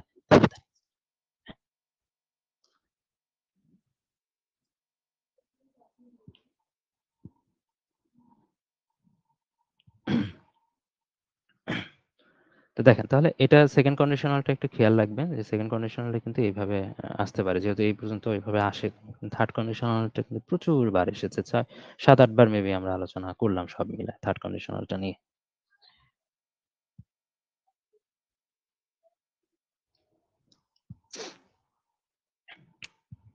তারপর আসেন, what may be considered courteous in one culture, যে কালচারে, এটা আগে হয়েছিল 32তম বিসিএস ডিরেক্ট আসছে, সে ডিরেক্ট এখান থেকে রিপিট। এই প্রশ্নটাই আমরা 32তম বিসিএস এ পড়েছিলাম। Courteous in one culture that may be arrogant in another. Arrogant মানে হচ্ছে উদ্ধত বা মানে অশালীন মনে হইতে পারে। তো উদ্ধত অশালীন মানে হচ্ছে, এখানে অ্যারোগেন্ট বলতে কি বোঝাচ্ছে? এখানে রুটকে বোঝানো হচ্ছে। রুট মানে হচ্ছে আমরা জানি যে উদ্ধত বা অশালীন আচরণ করে যেটা। আর গ্রেসিয়াস মানে হচ্ছে উদার বা সৌজন্যময়। আর এখানে এই কোর্স বানানটা, এটা কিন্তু এই কোর্স মানে হচ্ছে যেটাকে অমার্জিত বোঝায়, বা হচ্ছে অনেক সময় হচ্ছে কিছু কিছু ক্ষেত্রে অমার্জিত তো আছে, আবার দানার ক্ষেত্রে অনেক সময় ফাইন ব্যবহার করা হয়, মসৃণ, আর হচ্ছে এটাকে কোর্সটাকে বলা হয় তখন অমসৃণ। তাহলে অমসৃণ বা অমার্জিত এই হিসেবেও কিন্তু এই কোর্সটা ব্যবহার করে। বানান কিন্তু আলাদা। এই কোর্স মানে হচ্ছে এই পড়াশোনার কোর্স না কিন্তু।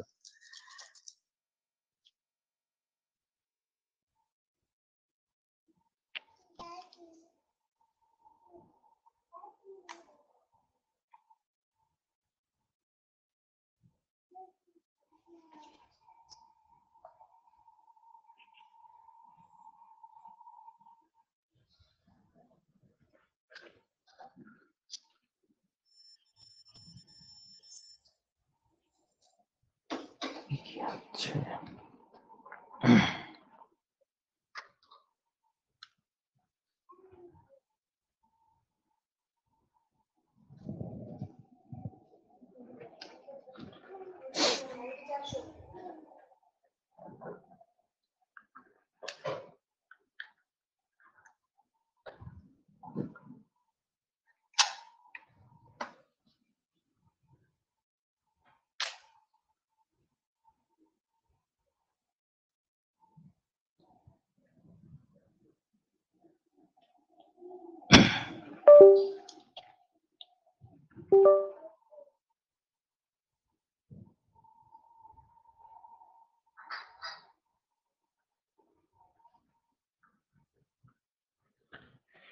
দেখেন তাহলে এখানে প্রিটেনশাস মানে কি? আত্মাভিমানী। এটা কিন্তু একটা নতুন একটা ওয়ার্ড। প্রিটেনশাস, হ্যাঁ? আত্মাভিমানী। আত্মাভিমানী। নতুন একটা ওয়ার্ড। আর এটা যেহেতু এর আগেও পড়েছি আমরা।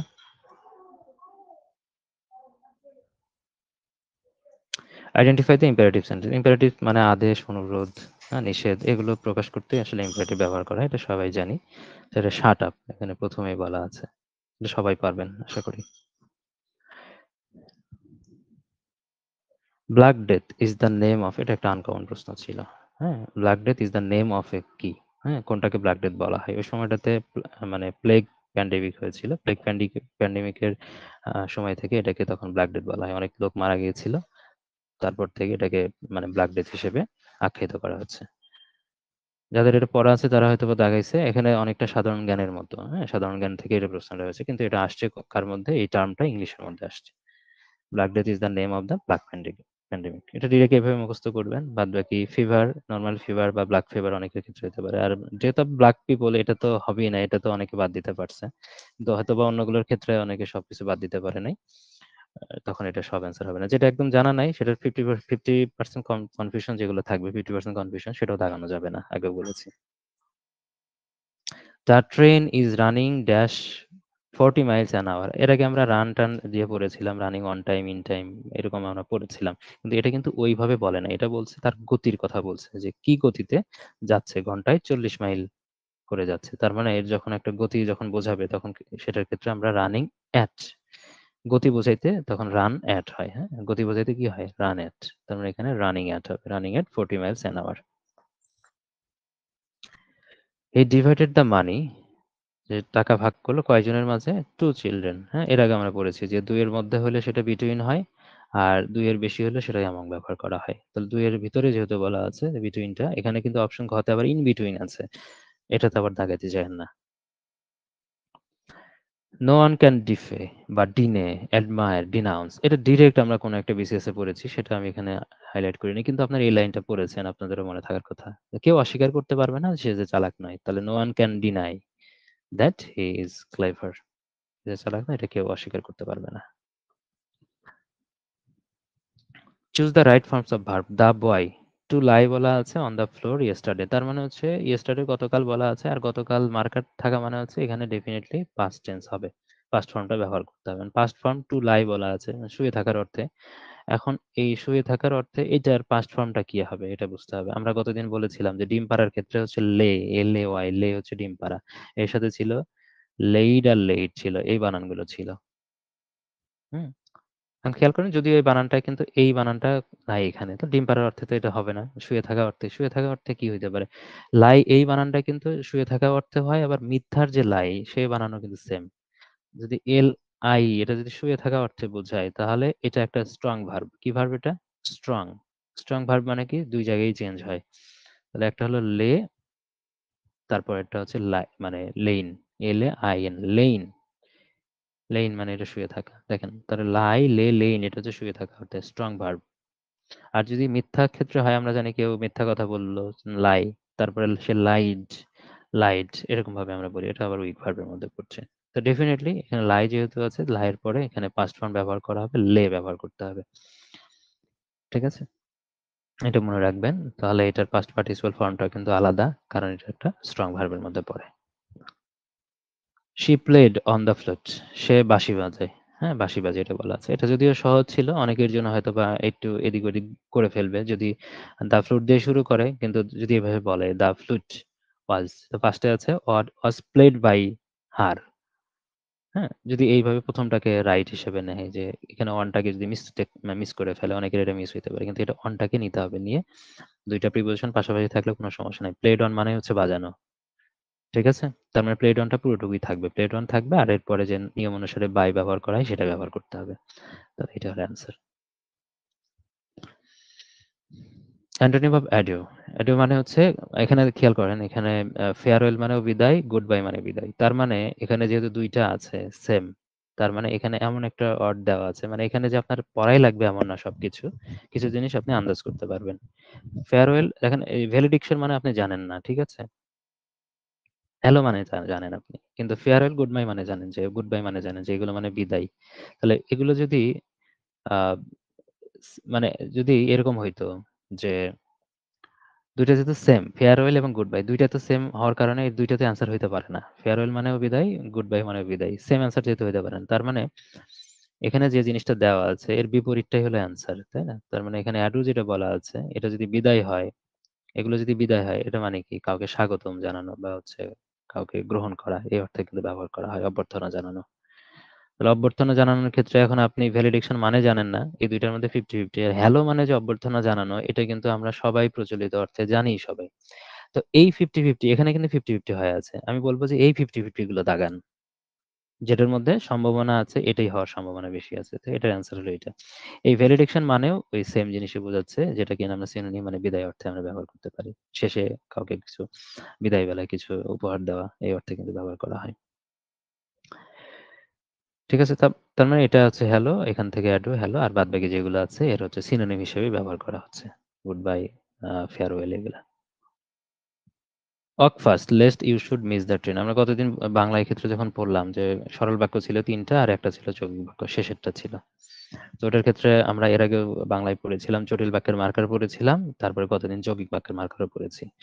ঠিক এখানে কিন্তু প্রশ্নটা ওইভাবেই দিয়েছে এখানে, যে বাংলায় যেটা আমরা পড়ছি ইংলিশে সেটা আসছে এখানে। Walk fast lest you should miss the train. দ্রুত হাঁটো, মানে অন্যথায় কি করবে তুমি ট্রেনটা মিস করে ফেলতে পারো, এটা বলা আছে। পাছে না তুমি এই অর্থেও ব্যবহার করা যায়, পাছে না তুমি ট্রেন মিস করে ফেলো, এরকমও হতে পারে।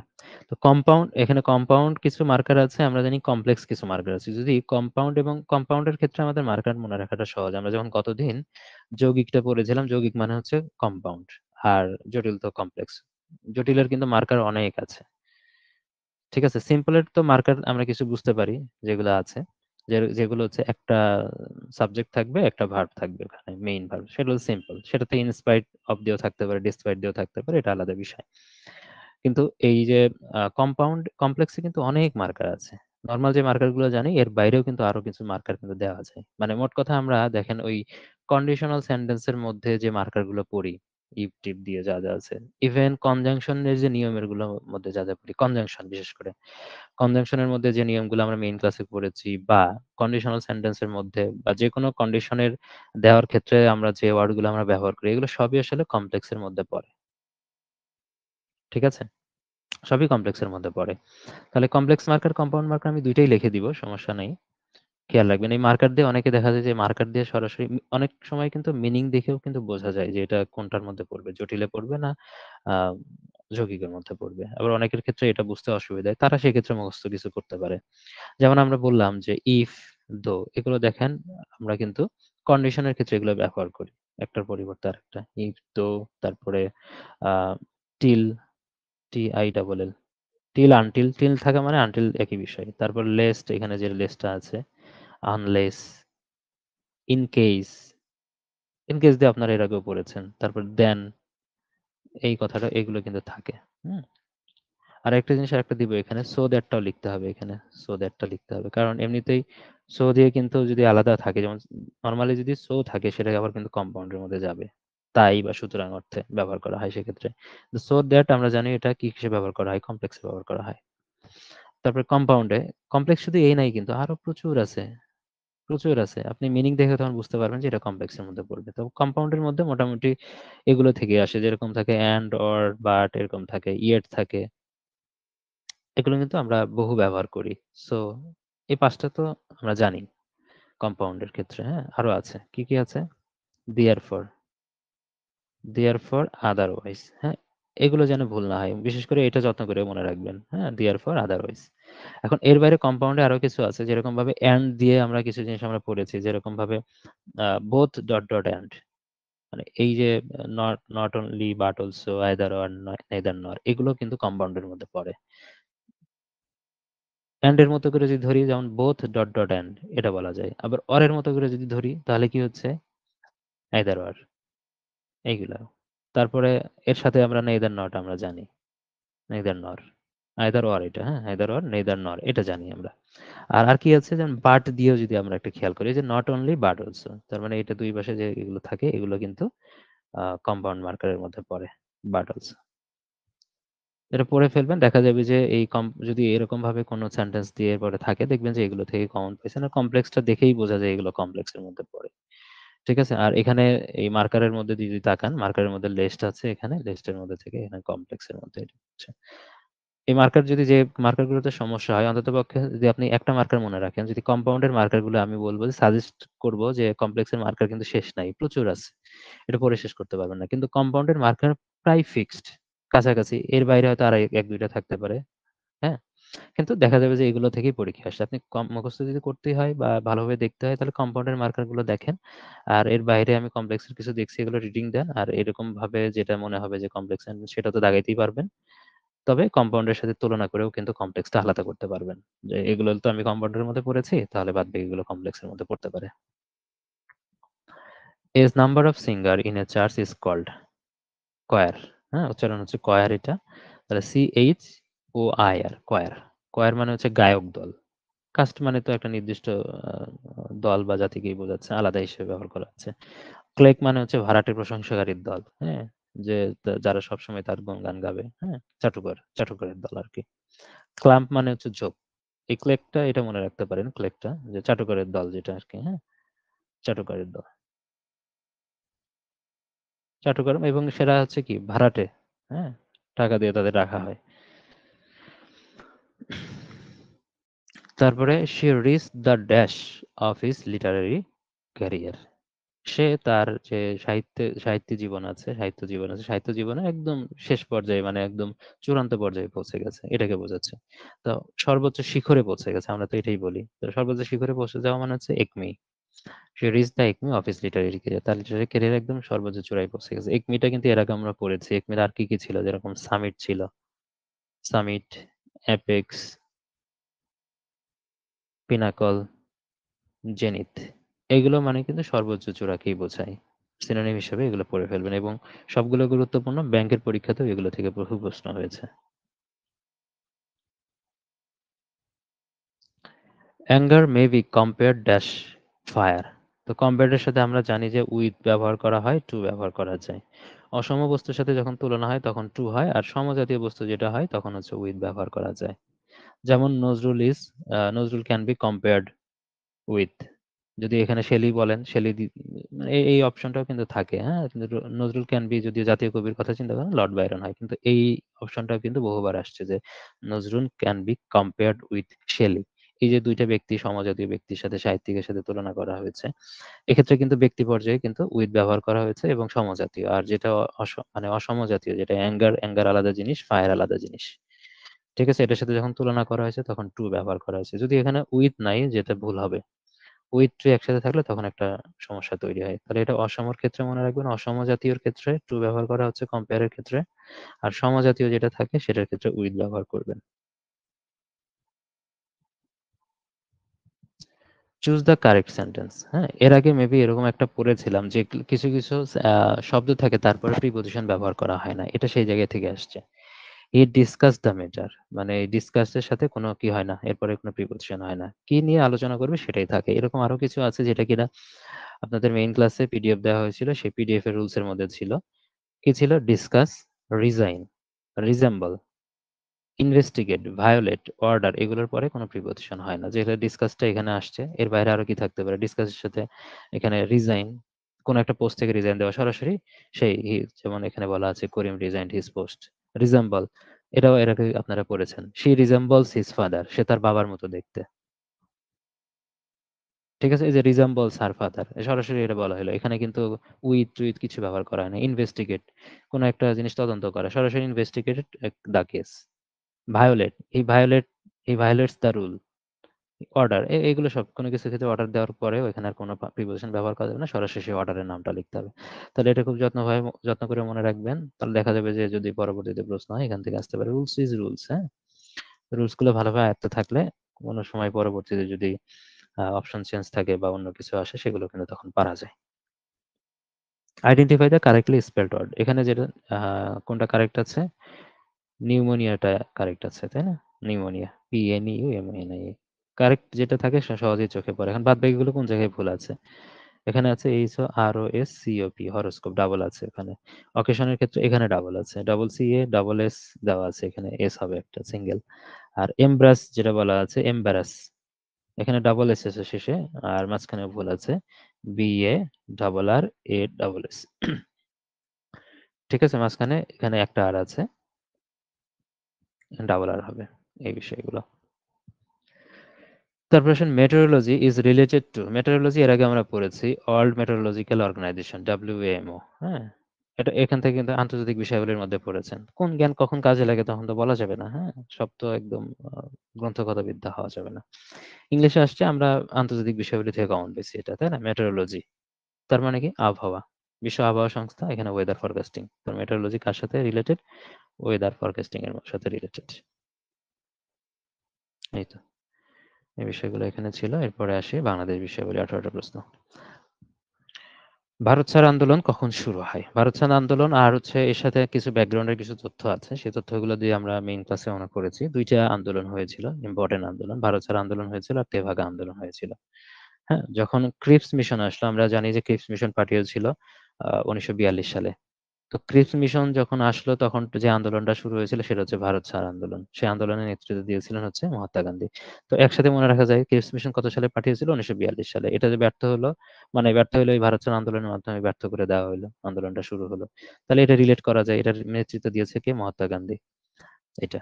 আর আরেকটা ছিল ক্যাবিনেট মিশন, আপনারা জানেন। ক্যাবিনেট মিশনটা আসছিল হচ্ছে 1946 সালে। এই ক্যাবিনেট মিশনটা যখন আসলো তখন আন্দোলন যেটা হইলো সেটা হলো তেভাগা আন্দোলন। এই, সামনে আরো ছিল, ওই বিষয়গুলো আলোচনা ছিল মেইন ক্লাসে। জাস্ট এটা আমি মুখে বলে দিলাম, এটা মনে রাখবেন। এটা ক্রিপস মিশনের সাথে হচ্ছে ভারত ছাড় আন্দোলন, আর ওই ক্যাবিনেট মিশনের সাথে, ক্যাবিনেট মিশন আসছিল 1946 সালে, এর সাথে হচ্ছে তেভাগা আন্দোলন রিলেট। তাহলে এটা মিক্স করে পড়বেন, একটা সাল দিয়ে কিন্তু দুইটা কাভার করে যাবে। তেভাগা আন্দোলনের নেতৃত্বে ছিল কে? ইলা মিত্র, এটা একটা ব্যাপার। ভারত ছাড় আন্দোলনের নেতৃত্বে ছিল হচ্ছে মহাত্মা গান্ধী। সর্বদলীয় রাষ্ট্রভাষা সংগ্রাম পরিষদ গঠিত হয় কত সালে? সর্বদলীয় কথা থাকলে এখানে 1952, অন্য কোনো কোথাও যাওয়া যাবে না। এখন হয়তো সর্বদলীয় দিয়ে পুরোটা দেওয়া নাই, যেটা আমরা এর আগে আমরা পড়েছি। আপনাদের কিন্তু এটা সবকিছু লিখে দিয়েছিলাম। হ্যাঁ, ওই জিনিসটাই মেইন ক্লাস থেকে আবার কপি করে নিয়েছি। সেটা হলো প্রথম রাষ্ট্রভাষা সংগ্রাম পরিষদ 1947 সালে হয়েছিল। নুরুল হক ভূঁইয়া এর ছিল, আহ্বায়ক ছিল। আর দ্বিতীয় রাষ্ট্রভাষা সংগ্রাম পরিষদ হচ্ছে 1948 সালে 2রা মার্চ। 47-48 দুইটা হয়েছে। শামসুল আলম ছিল এটার আহ্বায়ক। ঢাকা বিশ্ববিদ্যালয় সংগ্রাম পরিষদ যেটা, সেটা ওই ঢাকা, আমরা জানি যে 11ই মার্চ ভাষা দিবস হিসেবে পালন করা হয়েছিল। তার মিডলে যেটা সালে 1948 থেকে 52 পর্যন্ত 11ই মার্চকে ভাষা দিবস হিসেবে পালন করা হয়েছিল। তার মিডল হলো 50 সাল। সেই 50 সালটা আব্দুল মতিন, ঢাকা বিশ্ববিদ্যালয়ের সাথে হচ্ছে মতিন। আর সর্বদলীয় কেন্দ্রীয় রাষ্ট্রভাষা সংগ্রাম পরিষদ যেটা, এখানে কেন্দ্রীয়টা বলা নাই, এই আর কি। সেটা 31 জানুয়ারি 1952, কাজী গোলাম মাহবুব। এই নামগুলো থেকে কিন্তু এখন পর্যন্ত ওইভাবে হাইলাইট করে তেমন একটা প্রশ্ন হয় নাই। সামনে কিন্তু এই নামগুলো থেকে প্রশ্ন হওয়ার চান্স আছে। সিরিয়ালটা মনে রাখবেন, তারপরে এটা যদি ভুলে যান যে আসলে কোনটার পরে কার পড়লেন, নাম মনে থাকবে, তখন এই যে নু, শাহ, ম, মা এভাবে পড়েছেন। নু এখানে আলাদা, শাহ আছে, ম আছে, মতিন, মা আছে এখানে। ঠিক আছে? সিরিয়ালে যদি দেখেন যে কোনটার মধ্যে কোনটা পড়েছেন, তাহলে এটা মানে ভিজুয়ালাইজেশনের মাধ্যমে মনে রাখতে পারবেন যে কোনটা কার সাথে সম্পর্কিত। বাংলাদেশের জাতীয় সংসদের অধিবেশন আহ্বান করে কে? অধিবেশন আহ্বান করে রাষ্ট্রপতি, তার ক্ষমতা বলে। আমরা জানি রাষ্ট্রপতির কিছু ক্ষমতা আছে, সংবিধান প্রদত্ত কিছু ক্ষমতা আছে, যে ক্ষমতাগুলো দেওয়া হয়েছে। সংবিধানের আলোকেই আমরা মেইন ক্লাসে আলোচনা করেছিলাম। দেখি এগুলা। আপনি সংবিধানের অনুচ্ছেদ যদি নাও পড়তে পারেন কোনো সমস্যা নাই। কিন্তু সংবিধানের আলোকে তাকে কি, কি ক্ষমতা দেওয়া আছে সেগুলো আমরা একটু দেখি। যে এই রাষ্ট্রপতি কিন্তু ৪৮ নম্বর অনুচ্ছেদ দিয়েই শুরু। রাষ্ট্রপতি সম্পর্কে যে বলা আছে ৪৮ নম্বর অনুচ্ছেদে বলা আছে। রাষ্ট্রপতিকে প্রদত্ত ক্ষমতার প্রয়োগ এবং কর্তব্য পালনের অধিকার দেওয়া হয়েছে ৪৮ নম্বর অনুচ্ছেদে। অর্থাৎ রাষ্ট্রপতির ব্যাপারে যে কথাবার্তা বলা আছে, তার যে ক্ষমতাগুলো আছে সংবিধান জুড়ে অন্যান্য জায়গায় যা আছে, সবকিছু প্রথম কথায় বলা আছে ৪৮ নম্বর অনুচ্ছেদে। আবার একটা জিনিস আমরা পড়েছি গতদিন, যে সকল নির্বাহী ব্যবস্থা রাষ্ট্রপতির নামে গৃহীত হয়, কিন্তু এটা কার্যকর হয় হচ্ছে প্রধানমন্ত্রীর কর্তৃত্বে। এটা আমরা পড়েছি। সেটাও এখানে আছে। তবে প্রধানমন্ত্রী নিয়োগের ব্যাপারটা আপনাকে পড়তে হবে। কত নম্বর অনুচ্ছেদ অনুসারে তিনি প্রধানমন্ত্রীকে নিয়োগ দেন? ৫৬ ৩ নম্বর অনুচ্ছেদ অনুসারে, এবং অন্যান্য মন্ত্রী, উপমন্ত্রী, প্রতিমন্ত্রীদের নিয়োগ দেন, সেই কথাটা তার আগের অনুচ্ছেদে, মানে ওই অনুচ্ছেদে বলা আছে, আগের পয়েন্টে বলা আছে, ৫৬ ২ এ বলা আছে। আবার তিনি হচ্ছে প্রতিরক্ষা বিভাগের সর্বাধিনায়ক। রাষ্ট্রপতি কিন্তু প্রতিরক্ষা বিভাগের সর্বাধিনায়ক। ৬১ নম্বর অনুচ্ছেদে বলা আছে। এটা কিন্তু আলাদাভাবে ইম্পর্টেন্ট। যুদ্ধ-টুদ্ধ নিয়ে ওখানে বলা আছে আরো। আর তিনি সংসদ অধিবেশন আহ্বান এবং স্থগিত করতে পারেন ৭২ নম্বর অনুচ্ছেদ অনুসারে। অর্থ বিলের সুপারিশ করতে পারেন, এটাও তার এখতিয়ার আছে, এটা অনুচ্ছেদ লাগবে না। আর প্রধান বিচারপতি নিয়োগ দেন তিনি, এটা আমরা জানি যে ২ টা কাজ তিনি কারো পরামর্শ নেন না। একটা প্রধানমন্ত্রী নিয়োগে আর একটা ৯৩ নম্বর অনুচ্ছেদ অনুসারে প্রধান বিচারপতি নিয়োগে। এর বাইরে বাদবাকি প্রধানমন্ত্রী নিয়োগ করা হয়ে গেলে এর বাইরে বাদবাকি সবকিছু নিয়োগের ক্ষেত্রে তিনি প্রধানমন্ত্রীর পরামর্শ গ্রহণ করেন।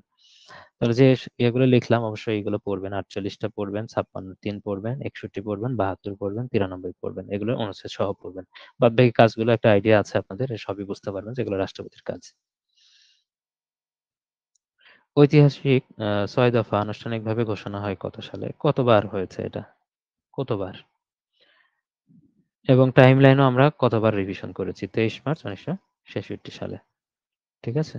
দেখেন টাইমলাইনটা আবার একটু রিভিশন হয়ে যায় যে মেইন ক্লাস থেকে আমি এটার স্ক্রিনশটটা নিয়েছি। টাইমলাইনটা রিভিশন করি। ৫-৬ ফেব্রুয়ারি বলা থাকে। ৫ ফেব্রুয়ারি মূলত এটা শুরু হয় 6 পয়েন্ট মুভমেন্ট, যেটা মানে ৬ দফা কর্মসূচি প্রথম লাহোরে মোহাম্মদ আলীর বাসভবনে বিরোধী দলের সম্মেলনটা হয়েছিল। ৬ দফা কর্মসূচি প্রথমবারের মতো পেশ করেন বঙ্গবন্ধু। আর এইটা ৬ দফার কর্মসূচির যে খসড়া, এটা আমরা পড়েছি। রুহুল কুদ্দুস ছিলেন এটা হচ্ছে খসড়া প্রণয়নকারী। তো ৬ এর পরে ৫ এর ৫-৬ এটা যখন চলে গেল, ওই সম্মেলনটা হয়েছিল, ১ম দিনই এটা করেছিল। এরপরে আমরা ২ টা তারিখ করেছিলাম। ১১ই ফেব্রুয়ারি তারপর ২১ ফেব্রুয়ারি। ১১ই ফেব্রুয়ারি ৬ দফা বাঙালি জাতির মুক্তির সনদ বা ম্যাগনা কার্টা এটা বলেছিলেন। আর ২১ ফেব্রুয়ারি আমাদের বাঁচার দাবি ৬ দফা এই নামে পুস্তিকা প্রকাশ হয়েছে। ২৩ মার্চে গিয়ে আনুষ্ঠানিকভাবে ঘোষণা করা হলো, সেই লাহোরেই করা হলো। লাহোরেই সংবাদ সম্মেলনে। তারপরে ১৭ এপ্রিল তিনি গ্রেপ্তার হলেন। পরের মাসে যখন চলে গেল ১৭ এপ্রিল। আর পরে এটা যখন আন্দোলন হতে থাকলো তখন ৭ জুন গিয়ে দেশব্যাপী হরতাল হলো। মনু মিয়া সহ ১২ জন কিন্তু মারা গেলেন। তো সেখান থেকে এই ৬ দফা দিবস হচ্ছে ৭ জুনকেই পালন করা হয়। ঠিক আছে? এই জিনিসগুলো কিন্তু আগেও পড়েছি, আবার একটু রিভিউ হয়ে গেল। এখন যে জায়গা থেকে প্রশ্ন হোক না কেন আমরা যেন পারি ৬ দফা রিলেটেড যেকোনো তথ্য। পূর্ব পাকিস্তান আওয়ামী মুসলিম লীগ প্রতিষ্ঠাকালীন সাধারণ সম্পাদক কে ছিলেন? সাধারণ সম্পাদক কে ছিলেন? এটা এটা আমরা জানি, রাজনৈতিক দল থেকে যে পড়তে হয়। এটা কিছু যে দল আছে ইম্পোর্টেন্ট, সেই দলগুলো সম্পর্কে আপনার প্রাথমিক তথ্য পড়তে হবে। তো সেটা সেই জায়গা থেকে আসছে। শামসুল হক তিনি ছিলেন প্রতিষ্ঠাকালীন সাধারণ সম্পাদক। আর কি আছে? প্রতিষ্ঠাকালীন কিছু কথাবার্তা আছে পূর্ব পাকিস্তান আওয়ামী মুসলিম লীগের। মেইন ক্লাসের লেকচার থেকে এখানে দেওয়া হয়েছে। আওয়ামী লীগ এটা প্রতিষ্ঠা হয় কত সালে? ২৩ জুন ১৯৪৯ সালে। কোথায়? ঢাকার রোজ গার্ডেনে টিকাতলীতে। পূর্ব নাম ছিল পূর্ব পাকিস্তান আওয়ামী মুসলিম লীগ। ১৯৫৫ সালে এখান থেকে পরে নাম-টাম চেঞ্জ হয়, মুসলিম লীগ এগুলো বাদ দিয়ে দেওয়া হয়। দেখেন এখানে মূলত প্রশ্নটা প্রতিষ্ঠাকালীন সভাপতি হচ্ছে মাওলানা ভাসানী। সাধারণ সম্পাদক যেটা আসছে শামসুল হক, যুগ্ম সম্পাদক হচ্ছে শেখ মুজিবুর রহমান। এর বাইরে আরো কিছু আছে কিন্তু পরীক্ষায় আসলে এই ৩ টা জায়গা থেকে আসলে পরীক্ষায় আসবে। আওয়ামী লীগ সম্পর্কে যদি কোনো প্রশ্ন থাকে ঘুরে ফিরে এই জায়গাগুলো থেকে আসবে। প্রজাতন্ত্রের রাষ্ট্রভাষা বাংলা কথাটি সংবিধানের কোন অনুচ্ছেদে বলা আছে? আমাদের কাছে যে অনুচ্ছেদগুলা বা হচ্ছে যে ভাগগুলো গুরুত্বপূর্ণ সেটা আমরা বলেছি। প্রথম ৩ টা ভাগ আপনাকে পড়তেই হবে। প্রথম, দ্বিতীয় এবং তৃতীয় ভাগ। সবকিছু ইন ডিটেইলস জানা থাকতে হবে। প্রিলি, রিটেন, ভাইভা সবকিছুর জন্য। ধীরে, ধীরে এটা আপনাকে নিয়ে আসতেই হবে। তো ১ম ভাগের যে ৮ টা আছে, দ্বিতীয় ভাগের বাদবাকিগুলা ৯ থেকে শুরু করে ৭ টা আছে। তৃতীয় ভাগে ৮ থেকে শুরু করে বাদবাকি ২৫ পর্যন্ত। তারপর ২৬ থেকে শুরু করে ৪৭ পর্যন্ত। এগুলো কিন্তু পড়তেই হবে আপনাকে। পরে ৪৮ থেকে নিয়াবি শুরু হলে ৪৮ নম্বর অনুচ্ছেদে ১ম এ রাষ্ট্রপতি, যেটা কিছুক্ষণ আগে আমরা আলোচনা করলাম। নিয়াবি, নিমক সবই এগুলো কিন্তু আলোচনা করেছি। তো প্রজাতন্ত্রের রাষ্ট্রভাষা বাংলা এটা কত নম্বর অনুচ্ছেদে বলা আছে? অনুচ্ছেদ ৩ এ। তার মানে ১ম ভাগের যতগুলো অনুচ্ছেদ আছে সবগুলো একটু পড়ার চেষ্টা করি এখন। ১ম ভাগে কিছু অনুচ্ছেদ আমরা পড়েছি এর আগে, হ্যাঁ? কিছু অনুচ্ছেদ কিন্তু এর আগে পড়েছি। যেমন ১ম ভাগে একদম ১ নম্বর অনুচ্ছেদে কি বলা আছে? প্রজাতন্ত্রের কথা বলা আছে। বাংলাদেশের নাম নিয়ে কথা বলা আছে। বাংলাদেশের নাম কি পুরো নাম? গণপ্রজাতন্ত্রী বাংলাদেশ। এটা একদম ১ নম্বর অনুচ্ছেদেই বলা আছে। এটা ছাড়া তো আসলে কোন কিছু শুরু করা যায় না। এটা একটা ইম্পোর্টেন্ট বিষয়। তারপর কি আছে? ২ নাম্বার। ২ এর মধ্যে আবার ভাগ আছে। এই ভাগটা পরে আসছে। ২ এর মধ্যে এটা খেয়াল রাখবেন। এটা কিভাবে আমি সিরিয়ালে যাওয়াবো, তাহলে মনে থাকবে। এরকম ছন্দ খোঁজার দরকার নেই। সব জায়গায় ছন্দ খোঁজার দরকার নেই যে একটা শর্টকাট দিয়ে ছন্দ খোঁজার দরকার আছে। এরকম দরকার নেই। ঘটনার চক্র মনে রাখবেন, তাহলে দেখবেন যে ওটা বেশি মাথায় থাকবে। তো ১ম এ তো নামটা থাকতে হবে। নাম না থাকলে তো বাদবাকি কোন কিছুর কাজ নাই। এখন দেশ গণপ্রজাতন্ত্রী বাংলাদেশ বললেন, তাহলে এটার একটা ম্যাপ আঁকাবেন, একটা সীমা দিবেন না? তাহলে পরের কাজ হলো সীমা দেওয়া। বাউন্ডারি করে ফেললেন। রাষ্ট্রধর্ম আগেই কথাটা বলব না। রাষ্ট্রধর্ম যেহেতু পরে এড হইছে, ঠিক আছে? তারপরে কি হলো? মানে এই দেশের মানুষ সীমা আমি করে নিলাম। তারপরে এই দেশের মানুষের যেটা কথাবার্তা বলবে বাংলা ভাষায় ৩ নম্বর অনুচ্ছেদে এটা আছে। তারপরে আমাদের রাষ্ট্রের যে প্রতীক যেগুলো দরকার। সঙ্গীত, পতাকা, প্রতীক সবগুলো মিলে। জাতীয় সঙ্গীত আছে, পতাকা, প্রতীক এটা ৪ নম্বর অনুচ্ছেদে বলা আছে। আমি সাব পয়েন্ট গুলো পরে বলতেছি, হ্যাঁ? তারপরে দেখেন এটা হইলো, সবই হইলো। ৫ নম্বরে গিয়ে রাজধানী, ৬ নম্বরে গিয়ে নাগরিকত্ব। এটা আমরা এর আগেও পড়েছি। রাজধানী, ৬ এ নাগরিকত্ব, দেশে বলা আছে। ৭ নম্বরটা এর আগে আমরা আলোচনা করেছি। যে সংবিধানের প্রাধান্য, তারপর সংবিধানের বাতিল, স্থগিতকরণ ইত্যাদি অপরাধ। এটা ৭ এর ক তে বলা আছে। মানে যদি ৭ পর্যন্ত আমরা বলি, ৭ এর পরে আবার ২ টা ভাগ করা হয়েছে। ক, খ দিয়ে। আর খ নম্বরটা সংবিধানের মৌলিক বিধানাবলী সংশোধনের অযোগ্য। আগেও বলেছি কোন, কোন জিনিসগুলা আ ইয়া ক মানে অ মানে সংশোধন অযোগ্য, এটা কিন্তু আগেও পড়া হয়েছে। আর মাঝখানে যেগুলো এড হয়েছে সংশোধনীর মাধ্যমে, সেই এড গুলো কি ছিল? রাষ্ট্রধর্ম। রাষ্ট্রধর্মটা কোথায় বসাবে? এটা ধরেন আলাদা করে অনুচ্ছেদ তো আর ৯ নম্বর অনুচ্ছেদ এখানে বানানো যাবে না। সবগুলোই আছে। এড করতে হবে এখানে। তখন এটা কি করলো? রাষ্ট্রধর্মটাকে ২ এর ক এর মধ্যে এখানে এড করে দেওয়া হলো। রাষ্ট্র সীমানা এবং রাষ্ট্রভাষা, এটা ২ টা সিরিয়ালে পড়েছি। এই ২ টার মাঝখানে দিয়ে দেওয়া হলো। মাঝখানে বলতে ২ এর ক এর পয়েন্টে দিয়ে দেওয়া হলো। তো রাষ্ট্রধর্ম এখানে। আর যেহেতু জাতীয় সংগীত, পতাকা, প্রতীক ৪ নম্বরে বলা আছে, এখানে জাতির পিতার প্রতিকৃতি এড করতে হবে। তাহলে এড তাহলে কোথায় করবে? যেহেতু পতাকা প্রতীকের মধ্যে আছে, এখানে ছবি-টবি বা এই বিষয়গুলো আছে, প্রতিকৃতির বিষয়গুলো আছে, তখন এটার সাথে এড করলো ৪ এর ক এর মধ্যে। জাতির পিতার প্রতিকৃতি। এগুলো সব পঞ্চদশ সংশোধনীর মাধ্যমে আসছে। এই যে ১৫তম সংশোধনীর মাধ্যমে কোথায়, কোথায় এটা ঝুলে মানে ইয়াটা, প্রতিকৃতিটা সংরক্ষণ করা যাবে সেটা কিন্তু বলা আছে। এটা আল্টিমেটলি রিটেন এর জন্য পড়তেই হয়। কোন, কোন কার্যালয়ে থাকবে। একবার রিডিং দিবেন। তাহলে আপনারা বুঝে যাবেন যে আসলে কোথায়, কোথায় থাকবে। আর সংগীত কি, পতাকা কি, প্রতীক কি, আমরা এগুলো আগেও আলোচনা করেছি।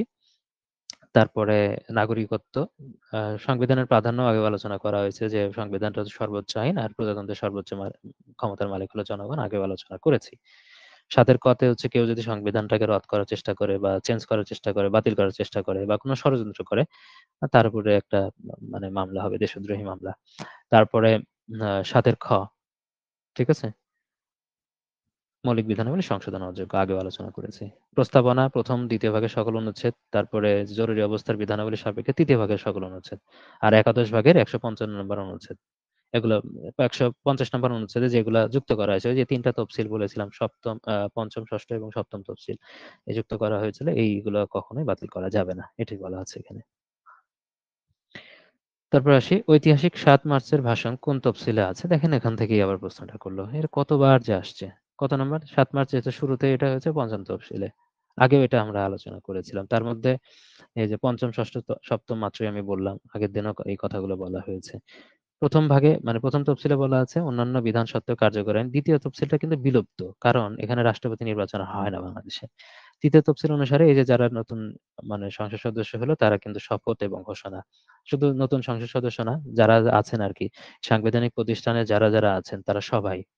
এই যে সাংবিধানিক প্রতিষ্ঠানটা এর আগে আমরা পড়েছি, এবং সাংবিধানিক পদ যেগুলা, এখানে পদ প্রতিষ্ঠান সবগুলো একসাথে দেওয়া আছে। তো সাংবিধানিক প্রতিষ্ঠানের সদস্য যারা আছেন, যারা থাকেন এবং সাংবিধানিক পদে যারা বহাল আছেন, তারা কিন্তু এই ৩য় ভাগ অনুসারে কিন্তু শপথটা গ্রহণ করেন। ৪র্থ নম্বরে বলা আছে ক্রান্তিকালীন এবং অস্থায়ী বিধানাবলী, এবং খেয়াল করেন যে এরা কিন্তু এই যে পরে ৫ম থেকে আ ৭ম যেটা বলা হলো, এটা ১৫০ এর ২ নম্বর অনুচ্ছেদে কিন্তু এগুলো যুক্ত করা হয়েছে, যে তফসিলগুলো। আর ১৫০ এর ১ নম্বরে আগে থেকেই ছিল ক্রান্তিকালীন এবং অস্থায়ী বিধানাবলী। হ্যাঁ? যেটা ক্রান্তিকালীন মানে কি? জরুরি অবস্থাকালীন যে বিধানগুলো আছে, সেই বিধানগুলোর বিস্তারিত এই তফসিলে বর্ণনা করা আছে। তারপরে বাংলাদেশের সংবিধান অনুসারে কোর্ট অফ রেকর্ড হিসেবে গণ্য করা হয় কোনটাকে? Court of record. Court of record হলো সুপ্রিম কোর্ট। হ্যাঁ? সুপ্রিম কোর্টকে বলা হচ্ছে কোর্ট অফ রেকর্ড। এখন দেখেন এটা কোথায় বলা আছে, কত নম্বর অনুচ্ছেদে বলা আছে, এটাও কিন্তু গুরুত্বপূর্ণ। ঠিক আছে? কত নম্বর অনুচ্ছেদে বলা আছে, এটাও গুরুত্বপূর্ণ। কোর্ট অফ রেকর্ড হিসেবে গণ্য, এটা আপনারা আগেও পড়েছেন। হুম, হুম। দেখো এই যে বই আছে, পড়ে যাবে। যাও। তাহলে এখানে সুপ্রিম কোর্টের মধ্যে পড়ে, এবং কত নম্বর অনুচ্ছেদে বলা আছে এটা একটা ইম্পর্টেন্ট, হ্যাঁ? শেষের কয়েকটা অনুচ্ছেদে একসাথে বলা আছে এখানে। তো কোর্ট অফ রেকর্ড হিসেবে সুপ্রিম কোর্ট, এটা বলা আছে ১০৮ নম্বর অনুচ্ছেদে। কততে বলা আছে? ১০৮ এ বলা আছে। এটা ইম্পোর্টেন্ট। আর এরপরে সেকেন্ড ইম্পোর্টেন্ট, মানে এখানে যদি বলা হয় ৪ টার মধ্যে ইম্পোর্টেন্ট হলো প্রশাসনিক ট্রাইব্যুনাল। সেটা হলো ১১৭ নম্বর অনুচ্ছেদে বলা আছে। ঠিক আছে? ১১৭ তে বলা আছে। এটা কিন্তু অবশ্যই পড়তে হবে, প্রশাসনিক ট্রাইব্যুনালের ব্যাপারটা। তারপরে আর কি আছে? এখন ১০২ এ হাইকোর্ট বিভাগের ক্ষমতা আছে। এটা পড়বেন। অধস্তন আদালত তো অতটা গুরুত্বপূর্ণ নয়। ঠিক আছে? তাহলে ১০২ হাইকোর্ট বিভাগের ক্ষমতা, কোর্ট অফ রেকর্ড হবে সুপ্রিম কোর্ট বলা আছে ১০৮ এ। আর প্রশাসনিক ট্রাইব্যুনাল, এটা খুবই গুরুত্বপূর্ণ। এটা খুবই গুরুত্বপূর্ণ। এটা ভালোভাবে পড়তে হবে। ১১৭ নম্বর অনুচ্ছেদে। আগে পড়েছেন আপনারা। বাংলাদেশে মোট কতটি পঞ্চবার্ষিক পরিকল্পনা গ্রহণ করা হয়েছে? এ পর্যন্ত ৬টা গেছে, ৭টা গেছে, ৮টা চলতেছে। এখন এটা রেঞ্জটা যখন সামনে আপনি যখন পড়বেন তখন নবম আসলে নবম, দশম হলে দশম। সেগুলো তখন পড়তে হবে আবার। তারপরে দেখেন তাহলে ৮টা গ্রহণ করা হয়েছে, এটা ঠিক আছে। আর ৮মটার হচ্ছে ২০২০ এর জুলাই থেকে, অর্থবছর শুরু হয় জুলাই থেকে জুন পর্যন্ত গিয়ে শেষ হয়। হ্যাঁ? এখানে ২৫ হবে, এখানে এটা ২১ ভুল করে টাইপ করা হয়েছে। লেখা হয়েছে। এখন খেয়াল করেন ৮ম পঞ্চবার্ষিক পরিকল্পনার কিছু টার্গেট আছে। এই টার্গেটগুলো গুরুত্বপূর্ণ। মোট ব্যয় টাইপ এগুলো হচ্ছে রিটার্নের জন্য ভালো কাজে লাগে। রিটার্নে একবারে হেল্প করবে এটা। তবে যেগুলো ফোকাস করতে হয় অর্থাৎ এখানে দারিদ্র্যের হারগুলা, জিডিপির লক্ষ্যমাত্রা, চরম দারিদ্র্যের হার এগুলো ফোকাসগুলোই মোটামুটি লেখা আছে। মোট বইটা অনেক সময় মুখস্থ রাখা কঠিন হয়ে যায়। একবার রিডিং দিবেন। বাদবাকিগুলা কিন্তু ইম্পোর্টেন্ট গুলা দেওয়া আছে। প্রত্যাশিত গড় আয়ুষ ৭৪ বছর, কর্মসংস্থান হচ্ছে ১,১৩,০০,০০০। এগুলো টার্গেট। হ্যাঁ? চরম দারিদ্র্যের হার কত? ৭.৪। দারিদ্র্যের হার কত? ১৫.৬। এর আগে কিন্তু আমরা দ্বিতীয় প্রেক্ষিত পরিকল্পনার মধ্যে দারিদ্র্যের হার এবং চরম দারিদ্র্য পড়েছি। দারিদ্র্যের হার পড়েছিলাম 2%, 3% এর নিচে পড়েছিলাম, 2 পয়েন্ট সামথিং ছিল। আর চরম দারিদ্র্যের হার 0.৬৮ ছিল।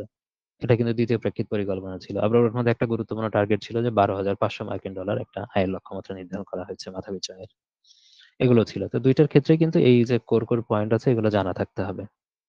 এটা রিটেন ভাইবা সবগুলোর জন্য গুরুত্বপূর্ণ। এগুলো আসে এখান থেকে। বাংলাদেশের কয়টি জেলার সাথে সুন্দরবন সংযুক্ত আছে? ৫টা জেলা আমরা জানি। বাঘ সাঁতারে খুব পটু। আমরা আগেও পড়েছি বাঘ সাঁতারে খুব পটু দিয়ে। তার মানে ৫টা জেলা। এটা আর পুরোটুকু লিখলাম না এখানে। বাগেরহাট, সাতক্ষীরা, খুলনা, বরগুনা এবং পটুয়াখালী। মহান মুক্তিযুদ্ধের সময় ঢাকা কত নম্বর সেক্টরের অধীনে ছিল? বহুবার এগুলো পড়া হয়েছে। ২ নম্বর সেক্টরের অধীনে ছিল। প্রত্যেকটা সেক্টরই আপনাকে রিভিউ করতে হবে। ঠিক আছে ১, ২, ৩ জেড কেস এটা তো আমরা পারি। জেড কেএস এর আন্ডারে ছিল ১, ২, ৩। হ্যাঁ? যে চট্টগ্রাম, ঢাকা, ঠিক আছে? তারপরে সিলেটের যে এরিয়াটা থাকে সেটা। খেয়াল করেন এখন জেড কেস এর মধ্যে বললাম ৩ টা সেক্টর আছে। ৩ টা সেক্টরের ক্ষেত্রে আমার একটা স্পেশাল গুরুত্ব দিতে চাই সে কোন জায়গাগুলোতে। এমনি তো মানে এরিয়াটুকু সহ সব পড়তে হবে আপনাকে। এরিয়া তারপরে কোনটা কোন সেক্টরের মধ্যে পড়ছে, হ্যাঁ? কোন সেক্টরের কে সেক্টর কমান্ডার ছিল। এগুলো তো সব পড়বেনই। মানে ওটা শর্টকাট দিয়েও বলা আছে ১০-১২ ওজন শূন্যতা এটা বলা আছে। কিন্তু ১, ২, ৩ নম্বর সেক্টর যেহেতু একদম খুব বেশি ইম্পোর্টেন্ট সেক্টর এবং এখানে ৩ টা কিন্তু এই ৩ সেক্টরের মানুষ কিন্তু মানে কমান্ডার যারা ছিল তাদের আন্ডারে কিন্তু স্পেশাল ফোর্স ছিল, ব্রিগেড ফোর্স, জেড, কে এবং এস ফোর্স। জেড তে জিয়াউর রহমান ছিল, কে তে হচ্ছে খালেদ মোশাররফ, এস তে হচ্ছে শফিউল্লাহ। এই ৩ টা ফোর্স ছিল, জেড, কে, এস ফোর্স। তার মধ্যে ১ নম্বরটা ছিল সবচেয়ে বড় আয়তনে। আর সবচেয়ে বেশি উপসেক্টর ছিল হলো ৩ নম্বর সেক্টরে। উপসেক্টর বেশি ছিল। মানে গেরিলারাও বেশি ছিল। এখানে দপ্তরটা দেখেন। ১ নম্বর সেক্টরের দপ্তর হচ্ছে হরিণা, ২ নম্বর সেক্টরের সদর দপ্তর হচ্ছে মেলাঘর, আর ৩ নম্বর সেক্টরের সদর দপ্তর হচ্ছে হেজামারা। এই জায়গাটুকু এক্সট্রা আমি বলব যেহেতু ৩ টা সেক্টর খুব বেশি গুরুত্বপূর্ণ। তো এই ৩ টা সেক্টর থেকে যেকোনো একটা সদর দপ্তর আসতে পারে। সবগুলোই সদর দপ্তর আছে। আমরা কোনোভাবেই শুরুতে অ্যাটেম্পট এ সবগুলো পড়তে যাব না। এই ৩ টে আপনারা মাথায় রাখেন। হরিণা, মেলাঘর, হেজামারা। আশা করা যায় যদি সেক্টর সম্পর্কে কোন সেক্টরের সদর দপ্তর থেকে ১ম বার কোন প্রশ্ন হয় তাহলে ৩ টা সেক্টরের মধ্যে থেকে একটা সেক্টরে আসবে। যদি হয়। তারপর আসেন জয় বাংলাকে জাতীয় স্লোগান হিসেবে মন্ত্রিসভায় কত তারিখে অনুমোদন করা হয়? এটা ওই রিলির আগে পিডিএফ দেওয়া হয়েছিল। সেই পিডিএফ এর মধ্যে থেকে এটাও ছিল। যদিও এগুলো কারেন্ট অ্যাফেয়ার্স এর মধ্যে থেকে আসছিল। মেইন পরীক্ষাতে আমরা দেখলাম যে সাম্প্রতিক থেকেই কিন্তু আসছে। তো জয় বাংলাকে জাতীয় স্লোগান হিসেবে মন্ত্রিসভায় কত তারিখে অনুমোদন করা হয়? ২রা মার্চ ২০২২ এ। সাম্প্রতিক থেকে এগুলো আসলে যেগুলো ইম্পোর্টেন্ট সেগুলো কিন্তু কমন পড়েই। ঠিক আছে? না পড়লে সেটা আলাদা বিষয়। মানে আপনি যদি নিজে না পড়েন। কিন্তু এগুলো ইম্পোর্টেন্ট। ওকে। তারপরে আসি। বাংলাদেশ সরকারি কর্ম কমিশন। আমরা সরকারি কর্ম কমিশন সম্পর্কে আগে পড়েছি। কিন্তু আমরা তারিখ কখনো পড়ি নাই। মানে সালটা হয়তো এমনি অনেকে আন্দাজে করতে পারবেন যে মুক্তিযুদ্ধের পরপরই হয়েছে। কিন্তু এখানে ৬, ৭, ৮ নয়। সালটা পড়লেও তারিখ যদি আপনি এক্সাক্ট না পারেন দাগাইতে পারবেন না। এটা আমাদের থেকে কমন নাই। আমরা সরকারি কর্ম কমিশন সম্পর্কে পড়েছিলাম ১৩৭ নম্বর অনুচ্ছেদে আছে। এটা পড়েছিলাম। তাদের কার্যাবলী নতুন সদস্য নিয়োগ দেওয়া মানে ১৩৮ এ বলা আছে। ১৪০ নম্বর অনুচ্ছেদে এই যে পিএসসির কার্যক্রম যেটা বিসিএস ক্যাডাররা যাদের নিয়োগ দেওয়া হচ্ছে ১৪০ নম্বর অনুচ্ছেদে দেয়। এগুলো সম্পর্কে সবই পড়েছি। কিন্তু আমরা সালটা পড়ি নাই। সাল এবং এখানে তারিখ দিয়েও দিয়েছে। ৮ এপ্রিল ১৯৭২। তো এখান থেকে আমরা নিয়ে আসবো কি যদি থাকে সরকারি কর্ম কমিশন দিবস কবে? দিবস কবে? সেটা ৮ এপ্রিল। এই যে ৮ এপ্রিল। এখান থেকে মনে রাখবেন। তাহলে এখান থেকে তথ্যটা আমরা বের করে নিয়ে আসলাম, সামনে পরীক্ষায় আসতে পারে। সরকারি কর্ম কমিশন দিবস কবে? 8 এপ্রিল। 8 এপ্রিল 1972 সালে হয়েছে। ঠিক আছে? এটা 1972 সালে প্রতিষ্ঠিত হলে তখন কিন্তু কর্ম কমিশন ছিল ২ টা। পরে কর্ম কমিশনটা কিন্তু একীভূত হয় 1977 সালে গিয়ে। ঠিক আছে? 1977 সালে গিয়ে একীভূত হয়। একীভূত হয়ে বর্তমান যে কর্ম কমিশন যেটা বর্তমানে দেখতে পাচ্ছেন, সেই কর্ম কমিশনটা কিন্তু 1977 সালে রূপ নেয়। আগে কিন্তু ২ টা কর্ম কমিশন ছিল। সেটাও একীভূত হয়েছিল 1977 সালে। এটা একীভূত হয়। একীভূত হয়ে একটা হয় এবং বর্তমান যে নামটা বাংলাদেশ সরকারি কর্ম কমিশন, এই নামটা কিন্তু 1977 সালেই ধারণ করে। ই-টিন চালু হয় কত সালে? ই-টিন চালু হয় হচ্ছে 2013 সালে। এখন এর প্রাসঙ্গিক আর কি তথ্য আছে? যেমন ই-টিনের সাথে সাল যেগুলো পড়তে হয় আরকি, করের সাথে যে সালগুলো ইম্পোর্টেন্ট। যেমন 2010 সালে প্রথম আয়কর মেলা চালু হয়। আর আয়কর দিবস আমরা জানি 30 নভেম্বর। 10 এর পরে 12-13 12 তে হচ্ছে এনবিআর ই-পেমেন্টটা চালু করে। ই-পেমেন্ট, এই তথ্যটা আসে নাই। 2010 সালে আয়কর মেলা চালু হয়। এটা বিভিন্ন চাকরি পরীক্ষাতে আসছে, বিসিএস এ আসে নাই। 2013 সালে এটা ই-টিন চালু করা হয়েছে, এটা আবার আসছে। তো দেখেন এখান থেকে কিন্তু কমন। নতুন প্রশ্ন হলেও কিন্তু এটা কমন। এর আগেও কিন্তু এই প্রশ্নটা বিসিএস এ আসে নাই। কিন্তু এই প্রশ্নটা কিন্তু কমন আসছে। যেমন লেকচার তো এর আগেই এটা রেডি করা হয়েছিল। তো ই-টিন এর পুনরূপটা কি? বা টিন এর পুনরূপটাও কিন্তু পরীক্ষায় আসে। Taxpayer identification number. আর ই থাকার মানে কি? ইলেকট্রনিক কথাটা ব্যবহার করতে হবে। ই-টিন টা আসলো 2013 তে, কিন্তু এর আগে টিন যেটা tax identification number, tax payer identification number, এটা কিন্তু চালু হয়েছিল 1993 এ। এটা ইলেকট্রনিক করা হলো 2013 সালে, অর্থাৎ 20 বছর পরে। 93, 13, 20 বছরের কিন্তু এখানে পার্থক্য আছে। এটা খেয়াল রাখবেন। এখানে আসেন, কত সালে মানি লন্ডারিং প্রতিরোধ আইনটি প্রবর্তন করা হয়? গতদিন এটা আমরা আলোচনা করেছি। গতদিন ওই যে নৈতিকতা, মূল্যবোধ এবং সুশাসনের মধ্যে আলোচনা করলাম। 2009 সালের মধ্যে কিছু আমরা এড করে দিলাম। 2012 সালের মধ্যে কিছু এড করে দিলাম। মানব পাচারও এর মধ্যে আছে। তাহলে দেখেন, তাহলে মানি লন্ডারিং প্রতিরোধ আইন প্রবর্তন করা হয় 2012 সালে। 44তম বিসিএস আমরা নৈতিকতা মূল্যবোধের মধ্যে কিন্তু এটা আলোচনা করতে পেরেছিলাম। দেশের কোন জেলায় সর্ববৃহৎ সৌর বিদ্যুৎ কেন্দ্র অবস্থিত? সেটা হচ্ছে ময়মনসিংহে, সর্ববৃহৎ বলা আছে। আর প্রথম যদি বলা থাকে, প্রথম সরকারি সৌর বিদ্যুৎ কেন্দ্র কোথায় ছিল? সেটা হচ্ছে রাঙ্গামাটিতে। রাঙ্গামাটি বা এখানে কাপ্তাইও থাকতে পারে। রাঙ্গামাটির কাপ্তাই, হ্যাঁ? কাপ্তাই, রাঙ্গামাটি।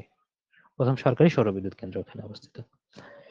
তারপর আসেন, বাংলাদেশের বন গবেষণা কেন্দ্র কোথায় অবস্থিত? বন গবেষণা কেন্দ্র শুধু না, এবং এর সাথে আরো কিছু পড়বেন, সেটা হলো মেরিন ফিশারিজ একাডেমি, সেটা চট্টগ্রামে অবস্থিত।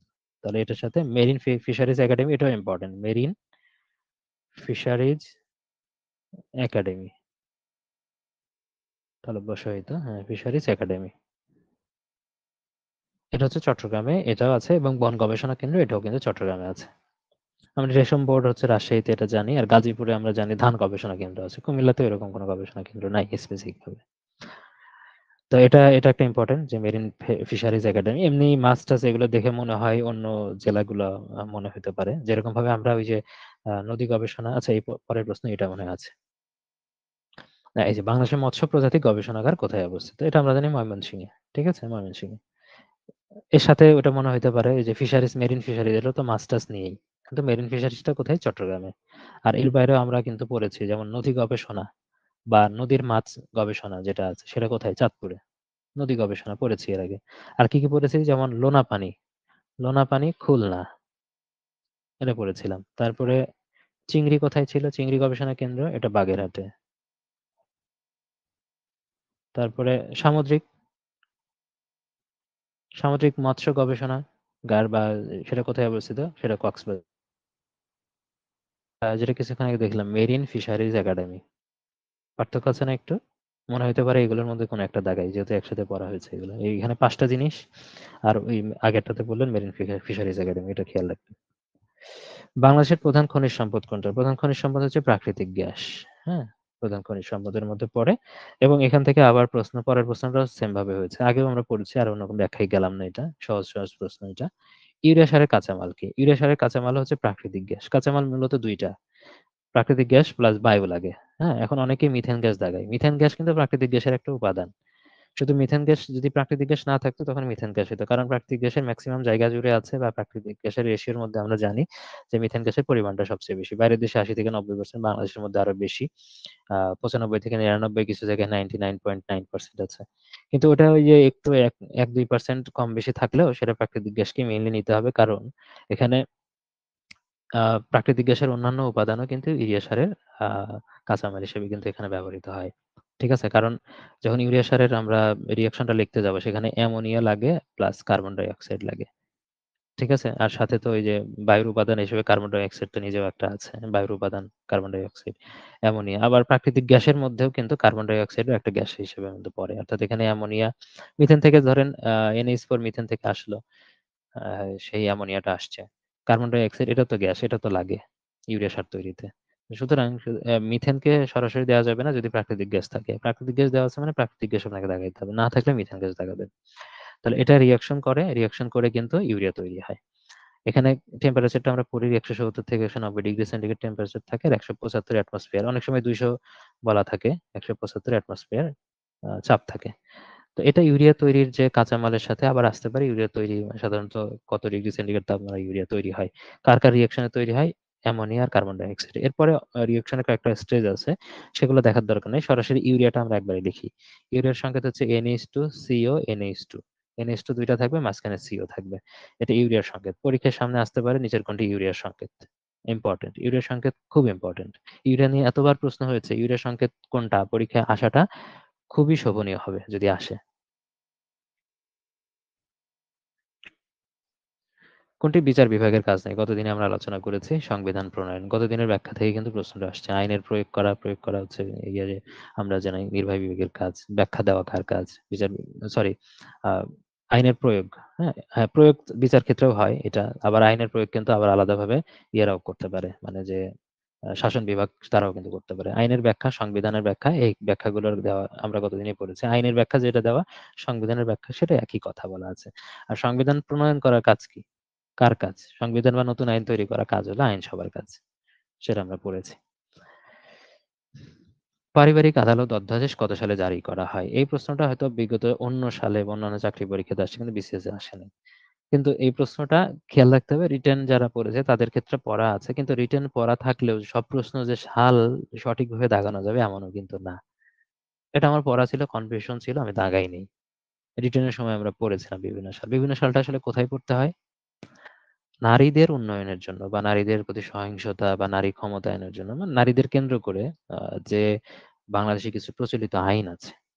সে আইনগুলো কোথায় মানে কি নাম আছে আইনগুলোর এবং সেই আইনগুলো কত সালে প্রণীত হয়েছিল এগুলো রিটেনের সময় পড়েছিলাম।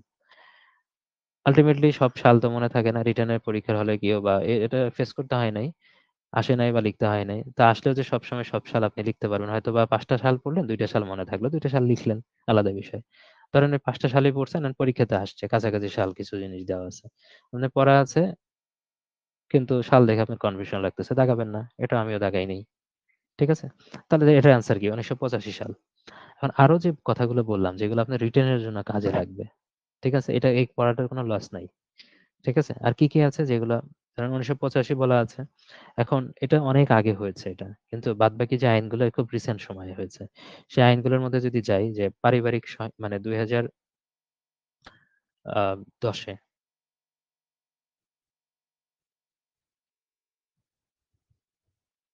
পারিবারিক সহিংসতার মধ্যে সহিংসতা আইন, হ্যাঁ? এখানে ব্র্যাকেটের মধ্যে লিখবেন প্রতিরোধ ও সুরক্ষা। এটাও থাকতে পারে। মানে এটা এভাবে থাকতে পারে। প্রতিরোধ এবং সুরক্ষার জন্য পারিবারিক সহিংসতা আইন কত সালে জারি করা হয়েছে? ২০১০ সালে। ২০১১ সালে হচ্ছে জাতীয় নারী উন্নয়ন নীতিমালা। জাতীয় নারী উন্নয়ন নীতিমালা। এটা খুব ইম্পোর্টেন্ট কিন্তু। এই নীতিমালার মধ্যে অনেক কিছু কথাবার্তা বলা আছে। সেই জায়গা থেকে এটা খুবই গুরুত্বপূর্ণ। যদি বলা হয় যে এই যেগুলো লিখে দিবে সবচেয়ে বেশি গুরুত্বপূর্ণ কোনটা? সেটা এটা। ২০১১ সালে নারী উন্নয়ন নীতিমালা প্রণয়ন করা হয়েছে। আর এর বাইরে নারীদের জন্য আরকি ২০১৭ সালে এবং ২০১৮ সালে ২ টা আইন হয়েছে। একটা হলো বাল্যবিবাহ নিরোধ, ১৮ সালে হয়েছে যৌতুক নিরোধ। ২ টা প্রায় মানে কাছাকাছি বিষয় না? একটা বাল্যবিবাহ আগে বয়সটার ব্যাপার নিয়ে তারপরে যৌতুক নিয়ে পরের বছর আলোচনা। পরের বছর আইনটা করা হয়েছে। ২০১৭, ২০১৮ সাল বাদবাকি ২ টা ওগুলো দেখবেন। আর যে প্রশ্নটা হয়েছে এই প্রশ্নটা হচ্ছে ১৯৮৫ সালে এটা জারি করা হয়েছিল পারিবারিক আদালত অধ্যাদেশ। গণহত্যা জাদুঘরটা কোথায় অবস্থিত? এই প্রশ্নটা অনেকের জন্য কমন ছিল, অনেকের জন্য কমন নাই। যারা একটু ডিটেইলস এ পড়াশোনা করেছে তাদের জন্য কমন ছিল এবং এটা মানে খুলনার মানুষ হয়তো পেরেছে বা আশেপাশে যারা গেছে ঘুরতে তারা জানে। কিন্তু যারা কিনা এই তথ্যটা পড়েছে যে সবচেয়ে বেশি হত্যাকাণ্ড হয় কোথায়? গণহত্যা হয় কোথায়? চুকনগরে। এই চুকনগরটা কিন্তু খুলনাতে অবস্থিত। তো এটা যদি রিলেট করা যায় তখন দাগানো যায়। তো এটা মেক্সিমাম রিলেট করতে পারবে না, কিন্তু ওই তথ্যটাই তো পড়া থাকে না অনেকের। এই তথ্যটাই পড়া থাকে না যে সবচেয়ে বড় গণহত্যা মানে সবচেয়ে বেশি গণহত্যা হয়েছে কোথায়? সবচেয়ে বড় গণহত্যা। পরীক্ষায় সামনে এটা আসতে পারে কিন্তু। কোথায় হয়েছে? চুকনগর। এটা কিন্তু মেডিকেল ভর্তি পরীক্ষাতে আসছিল। ঠিক আছে? গত ১ বছর আগেই মনে হয়। ঠিক আছে? এবার হলো তার আগের বছরে। চুকনগর। চুকনগর এটা কোথায়? খুলনাতে। তাহলে ওই প্রেক্ষিতেই চুকনগরে যে সবচেয়ে বড় গণহত্যা হয়েছিল আর এখানে মোটামুটি ওই যে পাশে চুকনগরের পাশে যে নদী ছিল নদীতে লাশটা ভাসিয়ে দেওয়া হয়েছিল। এখানে আসলে কত লোক মারা গেছে এটা এক্সাক্ট কোনো তথ্য জানা হয়নি। সবচেয়ে বড় গণহত্যা ওখানেই হয়েছিল। তাহলে এটা কোথায়? যে তার প্রেক্ষিতেই কিন্তু ওখানে একটা গণহত্যা জাদুঘর তৈরি করা হয় যেটা কোথায় অবস্থিত? তার মানে ডেফিনিটলি এটা খুলনাতে অবস্থিত। তাহলে এখান থেকে এটা রিলেট করে পড়বেন। সবচেয়ে বড় গণহত্যা খুলনাতে হয়েছিল যেটা মানে চুকনগরে হয়েছিল যেটা খুলনাতে অবস্থিত আর ওখানেই গণহত্যা জাদুঘরটা প্রতিষ্ঠা করা হয়েছে। নবের আহমেদের পরিচয় কি? এর আগে আমরা পড়েছি। নবের আহমেদ ওই কেন্দ্রীয় শহীদ মিনারের সহকারী ভাস্কর ছিল। হামিদুর রহমানের সাথে তিনি সহকর্মী হিসেবে কাজ করেছিলেন। এর আগে আমরা পড়েছিলাম। তার মানে ডেফিনিটলি নবের আহমেদ তিনি একজন ভাস্কর। এটা আর কিছু পড়তে হবে না তার সম্পর্কে। শুধু এটা পড়তে পারেন যে কেন্দ্রীয় শহীদ মিনারের সাথে তিনিও যুক্ত ছিলেন সহকর্মী হিসেবে হামিদুর রহমানের সাথে। আয়তনে বাংলাদেশের সবচেয়ে বড় জেলা কোনটা? বড় জেলা হচ্ছে রাঙ্গামাটি। আয়তনে সবচেয়ে বড় জেলা বলা আছে। এখন আয়তনে যদি বলা হয় সবচেয়ে ছোট জেলা কোনটা? আয়তনে ছোট জেলা হচ্ছে নারায়ণগঞ্জ। আয়তনে যেহেতু আসছে তো জনসংখ্যায় বড় এবং ছোট থাকতে পারে। জনসংখ্যায় বড় কোনটা? ডেফিনিটলি ঢাকা জেলা। জনসংখ্যায় ছোট জেলা কোনটা? পার্বত্য এরিয়ার মধ্যে রাঙ্গামাটি যেহেতু আছে এখানে ছোট জেলা রাঙ্গামাটি পার্বত্য এরিয়ার মধ্যেই থাকবে সেটা হচ্ছে বান্দরবান। বান্দরবানে জনসংখ্যায় ছোট। তো ওইটা আসছে মানে এগুলো থেকেও কিন্তু পরীক্ষা সাপ্লিমেন্টারি তথ্য হিসেবে এগুলো আসতে পারে। কোন এলাকাকে মেরিন প্রোটেক্টেড এরিয়া বা এমপি হিসেবে ঘোষণা করা হয়? এটা ওই সময়টাতে সাম্প্রতিক ছিল এবং এটা কমন প্রশ্ন। হ্যাঁ, কমন পড়েছে। ম্যাক্সিমাম এটা কমন পড়েছে। সাম্প্রতিক তথ্য ছিল। সেন্ট মার্টিন এবং এর আশেপাশের এলাকা এবং এই মেরিন প্রোটেক্টেড এরিয়ার রেঞ্জটা কত? ১৭৪৩ বর্গ কিলোমিটার। আচ্ছা, বাংলা ইংলিশ মিক্স হলো। ১৭৪৩ বর্গ কিলোমিটার। এটা মনে রাখবেন। Marine protected area. এই তথ্যটা কিন্তু ইম্পোর্টেন্ট এখন। বাংলাদেশের ভৌগোলিক নির্দেশক পণ্য কয়টি? এটা যেহেতু চেঞ্জ হইতেই থাকবে, হ্যাঁ? আমার ক্ষেত্রে দেখা যাবে যে সময়টাতে হয়তো এই পরীক্ষার সামনে প্রিলির প্রশ্ন হয়েছে, দেখা যাবে যে ওই সময়টাতে এটা স্টেবল ছিল না। হয়তো এইখান থেকে প্রশ্ন করে নাই। যেটা আমরা ব্যাকগ্রাউন্ড থেকে পড়েছি ভৌগোলিক নির্দেশকের স্বীকৃতি কে দেয়, বাংলাদেশে কোন প্রতিষ্ঠান কাজ করে, এগুলো হলো স্টেবল পয়েন্ট তথ্য। এগুলো ঠিক আছে। কিন্তু টিল আমরা জানি কি? যে আজকে যে ৩১ তারিখ, ৩১ মার্চ ২০২৪ এই পর্যন্ত কতগুলো আছে? ৩১ টা হয়েছে, তাই না? ৩১ টা ভৌগোলিক পণ্য হয়েছে। সামনে হইতেই থাকবে, অনেক বাড়তে থাকবে। তখন সেটা পড়ে নিবেন। আমার মনে হয় যে এটা ওই সময়টাতে কিছু স্টেবল তথ্য ছিল ১১ টা তখন দাগানো গেছে। কিন্তু এখন এটা স্টেবল না। যদি এটা এই প্রশ্ন আসে তখন একটু দাগানো মুশকিল হয়ে যাবে। দেখা যাবে যে যদি সত্যি দিয়ে দেয় সেখানে যদি ২৪-২৫ টা থাকে, ২৬-২৭ এরকম থাকলে এগুলো দাগাবেন না। ছেড়ে আসবেন। ঠিক আছে? ক্ষুদ্র নৃগোষ্ঠী মণিপুরী বাংলাদেশের কোন জেলায় বেশি বাস করে? এখানে একটা টুইস্ট দিয়েছে, এখানে বেশি কথাটা বলে দিয়ে। হ্যাঁ, আমরা মণিপুরি পড়লে সিলেট সবার আগে দাগায় ফেলি। মণিপুরি মানে সিলেট। সিলেট বিভাগ, কিন্তু সিলেট বিভাগের মধ্যে বাদবাকি জেলা আছে। সিলেট, মৌলভীবাজার, হবিগঞ্জ, সুনামগঞ্জ এগুলো আছে। ঠিক আছে? এই জেলাগুলো আছে বিভাগের মধ্যে।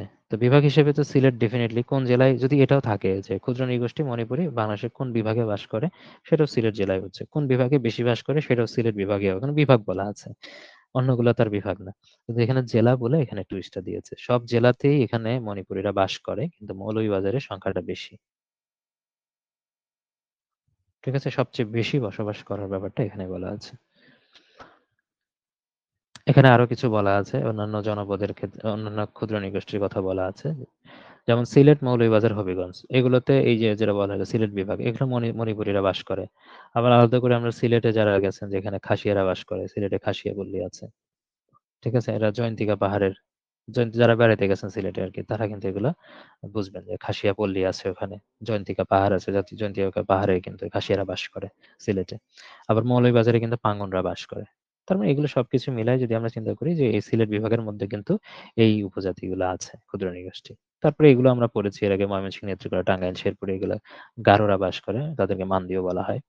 আর ময়মনসিংহ, নেত্রকোনা এই জায়গাগুলোতে, এই এরিয়াতে আবার গারো এবং হাজং দুইটাই বাস করে। আবার রাজশাহী, রংপুর, বগুড়া, দিনাজপুর এখানে সাঁওতাল আর ওরাওরা বাস করে।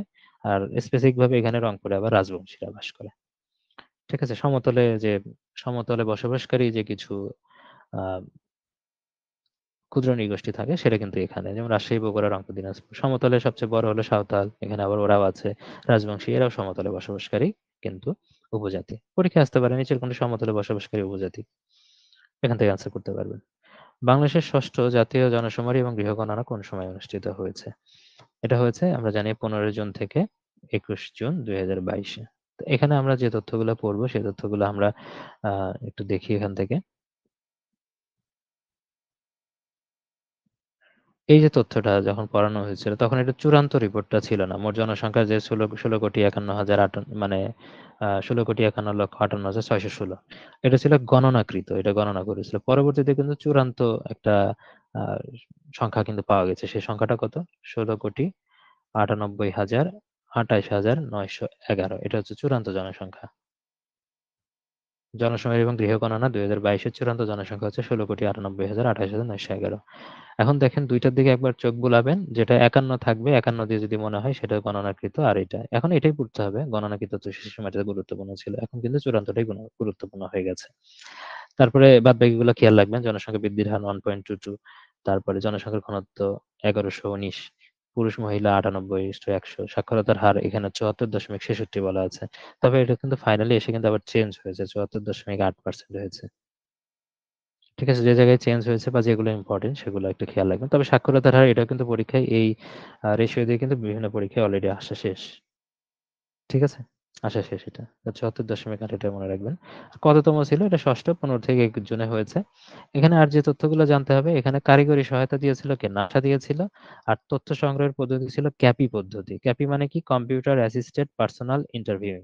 প্রত্যেকে পার্সোনাল ইন্টারভিউইং করার মাধ্যমে এবং কম্পিউটারে এগুলো, মানে ল্যাপটপে বা ট্যাবে এগুলো তথ্যগুলো কিন্তু সংগ্রহ করা হয়েছে। তাহলে কম্পিউটার অ্যাসিস্টেড পার্সোনাল ইন্টারভিউইং এটা বলা আছে। আর এখানে যে তথ্য সংগ্রহের পদ্ধতি এটা, কিন্তু গণনা পদ্ধতি যেটা ছিল সেটা হচ্ছে মডিফাইড ডিফ্যাক্টো। পরীক্ষায় আসতে পারে মডিফাইড কোন পদ্ধতিতে এটা গণনা করা হয়েছে। মডিফাইড ডিফ্যাক্টো, এটা সাইডে একটু লিখে রাখেন, হ্যাঁ। ডিজুর ডিফ্যাক্টো এটা থাকে, এগুলো আমরা জানি, কিন্তু এইটা ছিল মডিফাইড ডিফ্যাক্টো। এই পদ্ধতিতে পরীক্ষায় এটা আসতে পারে, জাস্ট এই টার্মটা মনে রাখবেন। আর খানাপতি গড় সদস্য সংখ্যা 4 জন, এটাও আপনারা এর আগে পড়েছেন। এখন ওই কিছু তথ্য হয়তো বা আপনাদের কনফিউশন থাকবে এর সাথে, স্যাম্পল ভাইটাল স্ট্যাটিস্টিক্স এর সাথে। এটা কিন্তু প্রত্যেকবারই আসে, হ্যাঁ, বিবিএস থেকে প্রকাশ করা হয়। এটার সাথে আবার দেখা যায় যে ওই আদমশুমারি বা জনশুমারিটা আপনি ফিক্সড করে পড়বেন, যেহেতু এখানে পরবর্তী জনশুমারি না হওয়া পর্যন্ত এই তথ্যগুলো এইভাবেই থাকবে। তো যদি এই জনশুমারি থেকে কোনো প্রশ্ন হয় তাহলে এগুলো তো আর চেঞ্জ হবে না, কিন্তু অন্য তথ্য যেগুলো আছে সেগুলো হয়তো চেঞ্জ হতে পারে। স্যাম্পল ভাইটাল স্ট্যাটিস্টিক্সে প্রত্যেক বছরে আপডেট আসে। তো সেই রিলেটেড প্রশ্ন আসলে সেটা ওই রেফারেন্স থেকেই আসবে, সেটা এটার সাথে গোলানোর দরকার নেই। এটা আপনারা স্ট্যাটিক ভাবে এভাবেই মুখস্থ করেন, যেভাবে দিলাম, যে তথ্যগুলো চেঞ্জ করে দিলাম সেটা সেভাবে পড়ে।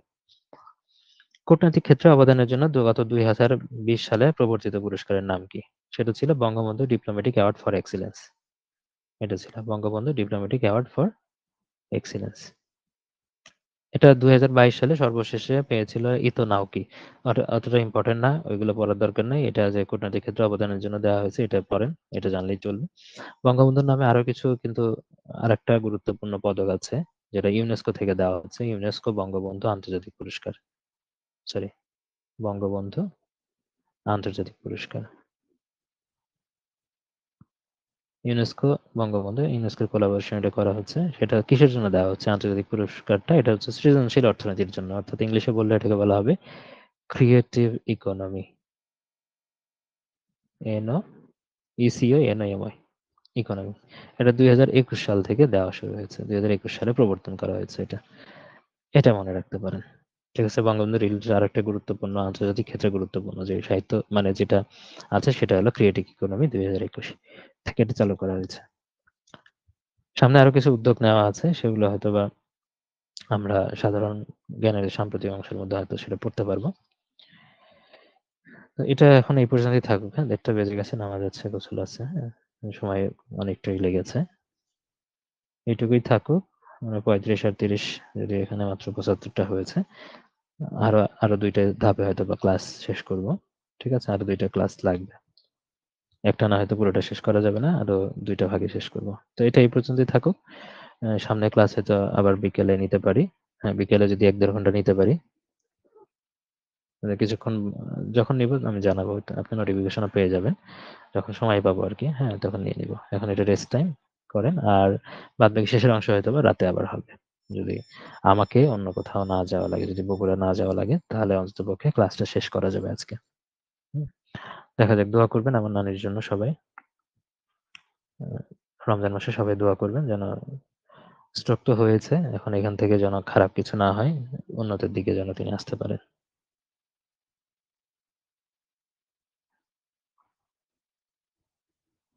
ঠিক আছে।